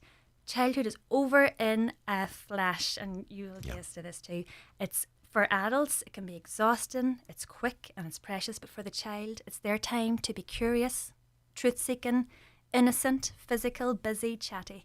They are protected by the 1989 UN rights of the child. They have the right to play, the right to have an opinion, and the right to be an agentic child. So children are curious about the world, and the best way that they learn is through play. And as adults, what we can do is we can create opportunities for them to play. But it's very important that we ensure that that play is child-led, that it's what they want to do. We cannot put our adult opinions onto them. So I can't, well, I mean, that boat's now sailed, mine are 28, 29. But I mean, I can't go, well, when I was 6 back in 1970, this is what we did, so we'll just do it now and it'll be the same, because it won't. It won't. No. It absolutely won't. So you're dealing with different things. You're dealing with apples and oranges. So what can you do? So as caregivers, we can create play opportunities. We can provide the resources the children need. We can give them our time, because children are social beings. They need us. They need social interactions. That is how children learn to communicate. That's how they learn social skills. And you can also give them safe space to play. You can also dress them appropriately. Children love to jump in puddles. So don't put on their best clothes or their best runners, okay? If you're going to play, if it's going to be messy, prepare them, and that's what washing machines are for. It's okay to be messy. So there's this thing Lev Vygotsky talks about, it's called scaffolding, where we can bring children to the next level of their learning by modelling play, okay? But we can't hijack it. It's their play. So what can we do? So there's creative play. So in the house, you're in the house and it is absolutely lashing the rain. What can you do? So you can recreate an entire town in your house. In your kitchen, you can have the supermarket. You can have a cafe at your kitchen table, a cinema in your sitting room. If you have a dressing table, it can become the hairdressers. I would suggest maybe hiding the scissors. If you have the Play-Doh scissors, you just don't want, Been there, done that. Within reason, set boundaries, If you have a reclining chair, that become the dentists. Studies from Yale have found that children who didn't have opportunities for creative play, for dramatic play, they would display more challenging behaviours. So children need this, need those opportunities. Set boundaries together, explain the rules that are needed to keep everyone safe. And something that I find helps and I've learned recently is, rather than saying, let's do this, might say, right, I wonder how this would work, or I wonder what would happen. let them come up with it themselves, because they are so smart, and it's up to us. We're not pouring information into them. We're taking the information out of them. We're letting them make sense of their world and their environment. So you've explored the house. Your house has become a full-time town. You've moved on from that.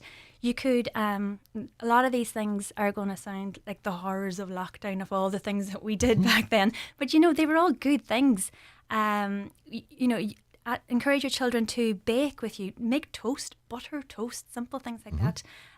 Sit down and have a meal, set the table. Have a fancy afternoon tea if you can. Like, take out your fancy plates with them. And then most important thing is go outside. Yes, it may be raining, but do they have a coat? Do they have wellies? Is it that cold? Could they go out and jump in puddles in their bare feet? Is it safe? You use your adult eyes to interpret the situation and think what's best for the child. Children need 2 to 3 hours per day. There's an initiative 1,000 hours a year for outside. We all need it, even 10 minutes at a time, whatever you can build up to.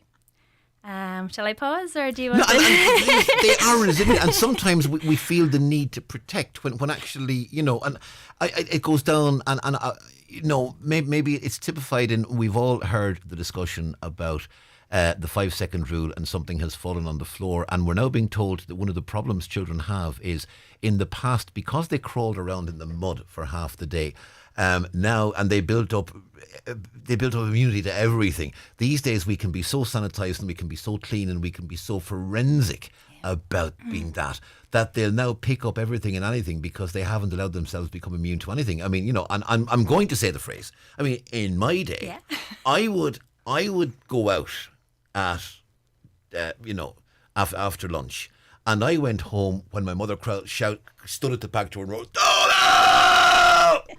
And that's all you ever heard in our estate growing up in Waterford, was just our mothers calling us, Yeah. There was one woman down the road from Cork, and she would call her daughter. It's the most wonderful thing. She'd go, "Louise!"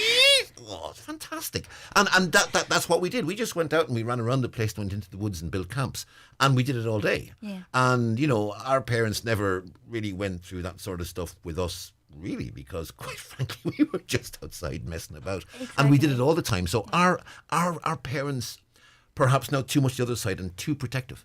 I think it was different times. I mean, I know What was? when I grew up, my mother was at home, so when we were up the back fields hiding from the farmer, building trees and falling out of trees, we my mother was there, so we only had to run back down the fields and my mother was there. A lot of parents are working nowadays, so they don't have that luxury of being able to say, right, go on ahead out, and when your tummy rumbles, come home. It's not like that anymore. The world's a very different place. I will say though, we were at a training course one time for PE, and we were asked, and I'll ask you the same, Donal, if you walked into the town park now and you saw a bunch of children climbing trees, how would you react? Probably go, I remember I used to do that. Okay, good. Because the initial feeling in the room was you would say, get down out of there, but that's the teacher, and us, you ask a classroom of teachers, that's what they're going to respond. But it's like, it's called risky play, and it's very important that we know the difference between risk and hazard. Some things are risks, some things are hazards. So as adults, it's up to us to judge, okay, is this risky play? A child playing on a log that could be slippy, they're going to fall. They may have a mild injury, but a child playing with a pair of scissors or child playing with that's a hazard. Yeah. So it's understanding the differences and, giving them enough space and freedom to be curious and to learn how to fall. Because when a child learns how to fall, a child learns how to get back up again. Yeah. And that is an adult who learns how to get back up on their feet whenever life throws lemons at them. But we're also told that, children, particularly children of sort of 4, 5, 6, they're a lot more supple. And a fall off a log for a child of 6 is going to be very, very different in terms of consequence to, say, a fall off a log for a man of 58. So it's going to be a very different thing because the bodies are too very... And sometimes what we do, I think, as adults is we sort of transpose ourselves onto the child and think if the child falls, it'll be the same as if I fell. And the truth is, no, it won't. No, it won't. They'll bounce straight back up. And like I'm guilty of it myself. Like sometimes I'll react and say, "Oh no, were you okay?" And then they'll see my reaction, they'll feed off my reaction, and they'll start to cry. Whereas if you don't, if you kind of ignore it, if you kind of discreetly check, okay, no broken bones, they're okay, the child will get back up again, because the last thing the child wants to do, hopefully, is to go back inside and not be allowed to play for the rest of the day, because children love to play. So, it's important that, that they're allowed that freedom to bounce back up again. But maybe you don't have outdoor space. Maybe you're working all day. Maybe you don't have those luxuries. So what can you do in those instances? So one very important thing, and I spoke to my friend Fina, she owns the Arty Fox, about art and being creative. And our children aren't being given the opportunity to be as creative as we used to be, shall I say. There are opportunities out there, but I think time is a commodity a lot of us don't have. So what ways can you build in time for art in your everyday? So you may be working until 6 o'clock, you may have a very narrow window, you may be at home all day. It could be granny that has the children, it could be an aunt, it could be a babysitter, whatever. So painting, children love painting. Drawing, my children have old copybooks and old diaries, a lot of them from 2020, surprisingly, unsurprisingly, and they just draw. They're given like boxes of broken crayons, and they love scented markers and scented pens. They love the sensory experience of it all, but they love the freedom just to draw. I learned a lot about play from the early years teachers, and can I just give a huge shout out to all the early years teachers in this country, because the job that they are doing is phenomenal. They get children, they really do, and they don't get half enough praise. They really are an incredible cohort of teachers. So they have taught me a lot what I know about play. So yeah, it's about teaching children. It's okay to play with broken crayons, draw, use your imagination. Chalk right now, it's lovely to drive through the estates and see all the chalk on the driveway. It's beautiful. If your child needs a wee nudge, or if your child is very device focused, you can transition them away from it slowly. There's a thing called Art Hub for Kids, which does directed drawings. It's fabulous. He does step-by-step drawings. So child will need paper and a pencil or marker, and you can draw literally anything. Teaches them how to draw. You can do shadow drawing in that beautiful weather. Now just put toys up against some paper and draw around the shadow. Draw around anything that they see. Construction, if you want your child to learn to build things. Your recycling bin and a bit of masking tape, and if you want to be a bit extra, you can throw in some googly eyes. Children love googly eyes. But your recycling bin, your loo rolls, your cereal boxes, your egg cartons, children can make incredible things from there. You might remember the ad years ago with the child with the fairy liquid bottle waiting. Make the spaceship. Yep. Right, exactly. Absolutely, yeah. And the best part of that was it was the time spent with his, I think it may have been his father, it was a male figure. It was the time spent with another adult, with an adult that was important there too. So, and important too that when the child is drawing, put it up on the fridge with the fridge magnet and display it, and if auntie or neighbour or friend comes in, show it to them in their presence, and make sure that they know their work is valued. Exactly, and call them an artist. Wow, you are an artist. So give them that name, and they'll say, yeah, I'm an artist. And there's nothing that they can't do. So there's lots of different activities. You may have like fabric. You might want to give Spider-Man or your Lottie doll a makeover with some spare fabric you have lying around. Clay, you can use salt dough. There's loads of recipes online. And actually, there's a colour has, and it's funny you mentioned that, because a colour has actually said, what's your preferred Play-Doh recipe? My daughter wants to play. Play-Doh itself is so expensive. I mean, can I make it myself? You can, of course, make it yourself. And there are so many recipes online to suit you and your style. You can add, you can make it in your slow cooker. It's great, and it'll last for months in the fridge. I'll give you 2 tips. There are so many recipes. It's flour and salt and water. I'll give you 2 tips. If you're adding food colour or paint, add that to the water first before you add it to the dry ingredients, because it'll stain your hands. And the other one is glycerin. I hope I'm saying that right. Glycerin makes it smooth and shiny, and it makes it really nice. And you can also add essential oils or herbal tea for the sensory element of it. But yeah, just get stuck in, and if you find a recipe that works for you, stick with that. If not, change it up. I would say invest. If you're going to get involved in messy play, and if messy play terrifies you, get a plastic tablecloth and put it on the table, or at your local building suppliers or your educational suppliers, you can get what's called a tough tray. It's a large black tray that they use for mixing cement. Get one of those. I think they're about €20, and it can be hosed down afterwards. You can have it inside or outside, and they can be as messy as you want. It gives the children defined boundaries so that they're not all through your house. If that's a concern for you. You did mention cooking earlier, and a caller is asking, I've seen people have their children cook with them. Are there best dishes to have them help with? Now, my kids, the caller says, are 7 and 9. I've started off with sandwiches and smoothies. Should I be moving on to more challenging things like bolognese, for instance? I certainly don't see why they shouldn't be doing bolognese. Yeah, ask them. Ask your children what they want to make. Ask them, okay, you're a chef. What would you like? Would you like to make a dinner? Would you like to make a dessert? Children know. Children have been in restaurants. Children watch TV. They know what dishes are. They see them on their table every day. It's the one thing you're guaranteed. You're going to see food every day. Ask them, is there something that they would like to make? And if not, make a suggestion. The pasta, start with the pasta. Start with you can get child-safe knives for chopping vegetables. The opportunities are there. It's endless what you could do.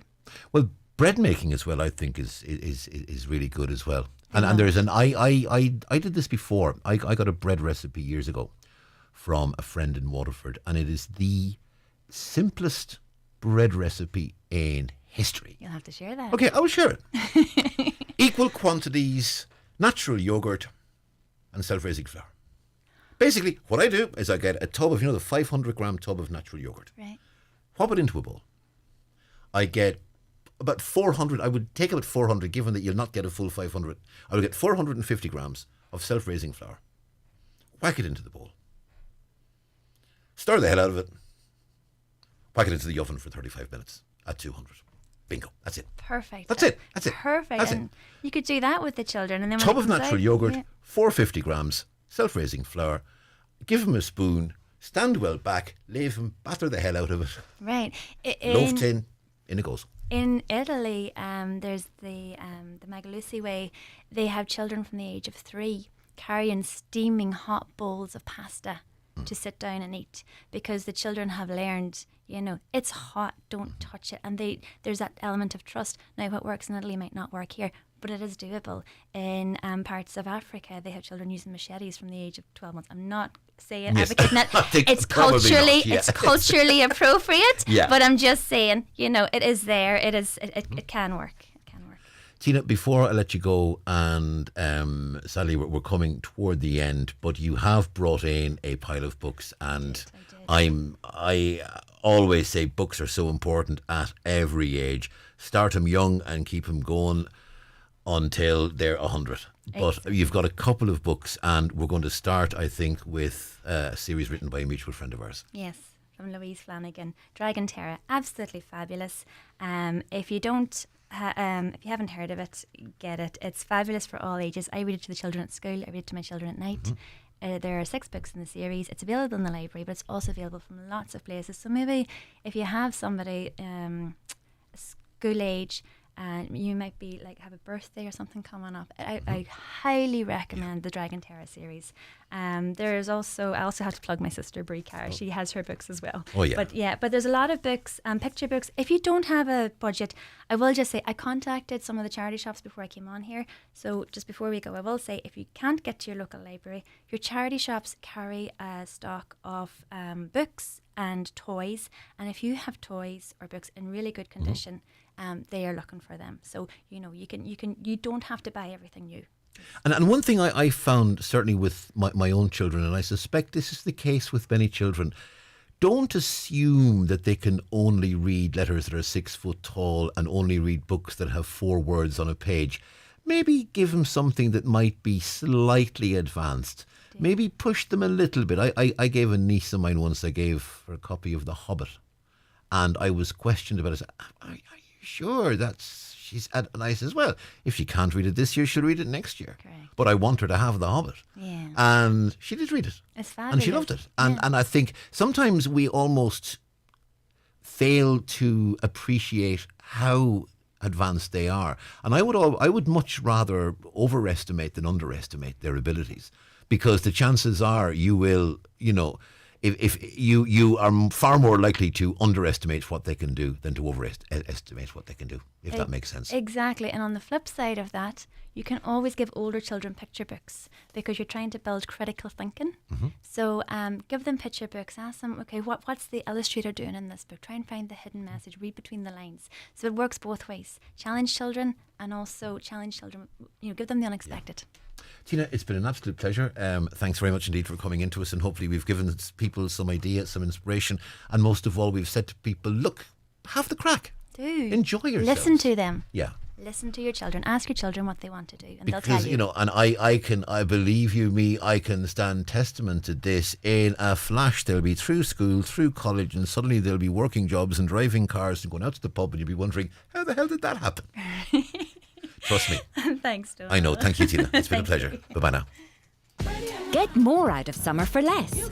With over 1,000 essentials from just €3 and under, including skincare, toiletries, cosmetics and more. This year, summer better be ready. Shop in-store and online today. Boots, with you for life. Selected stores subject to availability. If you're thinking of changing some furniture, a huge sale is now on at McGinley's Furniture in Letterkenny. It's a chance to save hundreds of euros on floor model suites, beds and mattresses, dining and occasional furniture, with reductions in all departments. It's a great opportunity to grab a real bargain in the big sale now on at McGinley's Furniture on the Joe Boner Link Road, Letterkenny. See mcginleysfurniture.com. They say you should have your second baby first, because with your second baby, you'll have learned what to do, what not to do, what's best for baby and best for you. Like the Loopy Loo range from Lidl. Everything your baby needs, including award-winning nappies from only 99 cent. When you know what to do, Loopy Loo. Available exclusively at Lidl. More for you. See our full range at lidl.ie/Loopy Loo. Summer sale now on at Florid Letterkenny. Up to 30% off selected lines of engineered and laminate flooring. But hurry, this summer sale will not last forever. Call into our showroom today and avail of the fantastic offers or view our stock at florid.ie. Offers only while stocks last. This is a radio ad, voiced by an actor, made by a producer. It's all pretty straightforward. But when it comes to radio, there's more than meets the ear. If you're someone who's always wondered what goes on behind the mic, then the Learning Waves SkillNet 360 Broadcast Bootcamp course could be for you. You'll learn all about radio from some of the best people in the industry, from music presentation, music links, research, interviewing and editing, to voice training, and how to produce and present features for local, regional and even national radio. Better still, it's all free and fully funded by Learning Waves SkillNet through the SkillNet Ireland Skills Connect programme. All you have to do is apply before Friday, August 13 on learningwaves.ie. Go on, it could be your lucky day. Thinking of hiring a private investigator? Or do you provide a private investigation service? Did you know that private investigators must hold a PSA licence issued by the Private Security Authority? Private investigators who operate without a licence, and anyone employing one, are breaking the law and could face prosecution and fines. For more information on how to get a licence or to report unlicensed private investigators, visit www.psa-gov.ie. Get amazing discounts on all your home essentials in the Foy & Company summer sale, with 20% off lighting and kitchenware, 15% off small furniture and selected mirrors, and 10% off furniture orders, paint and hardware. You can revamp your home for less this summer. Chat with our interior design and colour experts to find out how you can make over your home on a budget with the Foy & Company summer sale.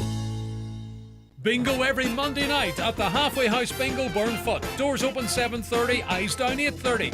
€2,500 must go. Snowball is now 5,900 on 45 numbers or less. If you're not in, you can't win. Halfway House Bingo tonight, 8:30. Quick, write this number down. 91 48 234. Fleming Doors, you know. Industrial doors, garage doors, agri doors, insulated doors, milking parlour doors. Fleming, 91 48 234. Getting value on your shopping has never been more important. That's why at Super Value we have great offers like selected fridge fillers like Innocent Juices and Glennisk yogurts, any 3 for €5. Deliciously refreshing Abellio Albarino, only €10. And get new weekly money off vouchers on the Real Rewards app. For low prices that compete with anyone, it's got to be Super Value. Enjoy alcohol responsibly. Call now on 074 91 25,000. quick comment on Facebook before we go any further. Margot says, with regards to hospitals, perhaps we should look to the hospital in Kilkenny, where there are no issues in the emergency department. Patient attends the GP, who assesses them. If it's a medical problem, they're sent straight to the medical ward. If they have a suspected fracture, they're sent straight to X-ray. It took 2 years to train up staff, and it certainly does seem that's the model that did work here 15 years ago. In the mid-90s, I had a dose of food poisoning which required a few days in hospital, and my GP referred me straight to the ward. My GP said, right, report to medical 2 at such and such a time. And I did, and it was sorted, and and that's the way things worked. So yeah, perhaps we should be looking back to those days again and try and keep people out of the emergency department as much as possible. Now I have a very special guest in studio who has a story to tell. Ruairi Creedy. Ruairi, good morning. Ruairi, you were in Rathmullen yesterday, and you not to put too fine a point on it, you saved the lives of 3 girls. Yeah, okay. Yeah, well, okay. Tell us the story, the way, because I've been looking at the briefing note here, and this is a phenomenal story. So, in your own time and in your own way, tell us the story. Okay. So yesterday, myself and the family, my wife and my daughter Eve, she's 3, and my niece Sophie and sister Deirdre, we all headed off to the beach. Very busy day at the beach. Usual, sunbathing, ice creams, taking a few dips in the water. So it was coming towards the end of the day, and I decided I'll go back in for another quick dip before we go. So I started to walk towards the beach, and I kind of noticed it was very busy.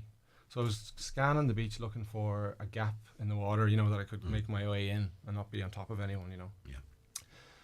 And what was a little bit quieter over where the ferry pulls in on the ramp. Okay, in hindsight, that's not the best place to go for a dip, and there is signs and there's flags and everything. But I just whatever reason, I thought I'm going in for a paddle, I'll walk, and there was people already in there as well. So I went in, and I walked into my hips, and I was, the usual. You're trying to build up the courage to take your dip. It's going to be cold, and you're thinking, kind of edging in slowly, and then I noticed. Few meters in the distance was 3 girls were struggling in the water. So one of the girls was completely under, and then I saw the panic in one of the other little girls' faces, and she just, I could tell she was tired. She was asking for help. So I went in towards them, and then quickly realized, I'm completely out of my depth here. There's no, I can't feel the sand anymore. Which was I didn't realize how deep it was going to get, how fast it was going to get deep. So I put my arm around the first girl, and then I had my two of them, from behind, at the shoulders. And the girl that was submerged, I was like, I don't know what I'm going to do here. I'm going to have to bring the 2 girls in and then come back for the 3rd girl. But somehow the 3rd girl managed to hang on to the leg of one of the other girls. So as we were paddling back, she just comes up through the top, takes a big breath. But then it became apparent, I've got 3 people here. I'm not making any progress very fast. Yeah. And I started to get into trouble myself. I was going under a lot myself, but I was, trying to let them use me as a buoyancy aid or whatever. And at one time I had to break away from them and come back to them. I was trying to get underneath them because I could reach the floor. So I was pushing them up, and I was very conscious of this girl that was under. She was mostly under, and I was afraid of her, if she, but somehow we got in. But the whole time we were paddling in, I was trying to shout for help. Nobody noticed, and it felt like nobody noticed anything anyway. The current was taking me towards the pier as well. So as I was moving and kicking, felt like I was making very little progress. I was almost staying in the one spot, but also being pulled into the deeper water behind the ramp. So even if somebody could have thrown me, it was a point where even a t-shirt, would have pulled us all in. But we got in anyway. And you managed to do it under your own steam, even though you had been, I mean, you'd been calling for help and they had been calling for help. I mean, you reckon some of the people around the beach actually assumed you were messing? Mm-hmm. I went to talk to somebody, like the girls ran to their parents, and I just stayed at the side to catch my breath, and my instinct was just to ask everybody then that was around. There was loads of people around. Yeah. Did you see that? Like, you know, did you see what just happened? Yeah. And I'm oblivious. There was a guy on his phone. He said, "I'm so sorry, I didn't see anything." There was another guy there sitting on the ramp, and he said, "I thought you knew them." I don't know what he meant by that, but he probably just meant that I thought this was just, you know, play or something. So I suppose it's just to be aware of that particular area in the beach. And you didn't know the girls. I mean, have you spoken to them since, or spoken to their families, or spoken to their parents, or? Yeah, I went up to the parents initially afterwards, and, you know, we were all in a bit of shock, and I think it was just all a bit raw at that point. So we just said, "Is the girls okay?" And they were okay, and they were a bit shook or whatever. But they came back up to me then, because we were sitting, you know, quite close to each other on the beach. So they came back up towards maybe an hour later, and we talked about it a bit more in depth then, and just, you know, everybody was a bit emotional and stuff like that. And it's quite clear that you're still feeling. I mean, you know, this is not something you just pass off nonchalantly and go on about your day. I mean, it's not like this is having a huge impact on you too. Yeah, like you don't see, you see it on TV. You don't. Yeah. It's very different when you're in those kind of situations. And you're conscious too that, you know, it could have been a bad outcome for them, but I mean, you know, and let's call a spade a spade. It could have been a bad outcome for you too, because I mean, the way you were being pulled in toward that jetty and that current that's going against you, you know, had you been pulled in there, that could have put you at risk. Yeah, like I was very confident at the start, and you can imagine that confidence just getting smaller and smaller as the event went on, and you're kind of thinking, "Oh God." Like, yeah.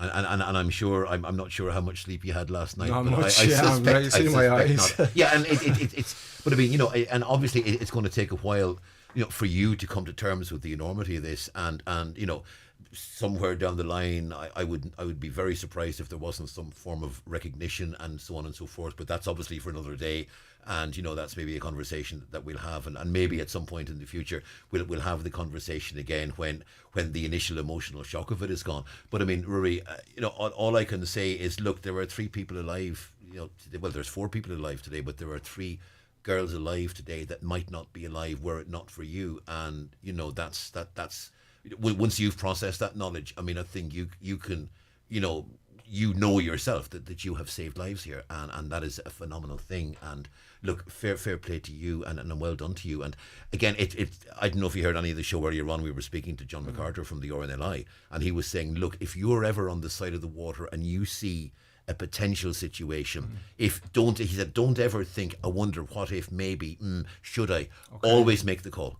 He said, always call. I mean, the first thing you do is you call 999 and you make the call and say there is a problem. And as he said, look, if we get called out on a lifeboat and it turns out it's a log floating in the water, we are happy to turn back. But, you know, and what you did yesterday is a salutary, and this is a very practical and salutary lesson, that if you saw people in trouble and you responded, and I think that's a piece of self-knowledge that you can, with, I'd say the word pride, that you know that when you were faced with a situation, you reacted that way. And look, hats off, you know, well done. It's a hard, and I know it's hard to process this. Rough, yeah. It is, and it's going to take a while, I'm sure. And you know, maybe from your own point of view, maybe it wouldn't do any harm to sit down and talk to someone about it. Yeah, but look, you will do so in the knowledge that you have saved lives, and that is a special, precious thing. Well, thank you, Rory. Thank you indeed. Thanks very much. And you know, and just the message: just be careful. Look out for absolutely, each other. Totally. Stay away from that ramp. It's dangerous. Stay between the flags. Yeah. If you see somebody struggling, tell somebody before you go. If there's anybody close by, just tell them. Rory Creedy, thank you indeed for speaking to us, and thank you for what you've done. Thanks. I can think of nothing else to say, and really I think there is nothing else to say except thank you to all our participants on the show today. Thank you to Donna Marie and to Caroline. Caroline produced, of course, both contributed and manned the phones. Thank you to all our listeners, and most importantly, thanks to you. From myself, Donal Kavanagh, have a very good day. Beat the cost of Brexit with no customs charges. Do you need a UK address for your limited company or personal use? Space Hub in Derry can provide you with your own mailbox. Have your post and parcels delivered to Space Hub and collect at your convenience. There's brand new 20-foot shipping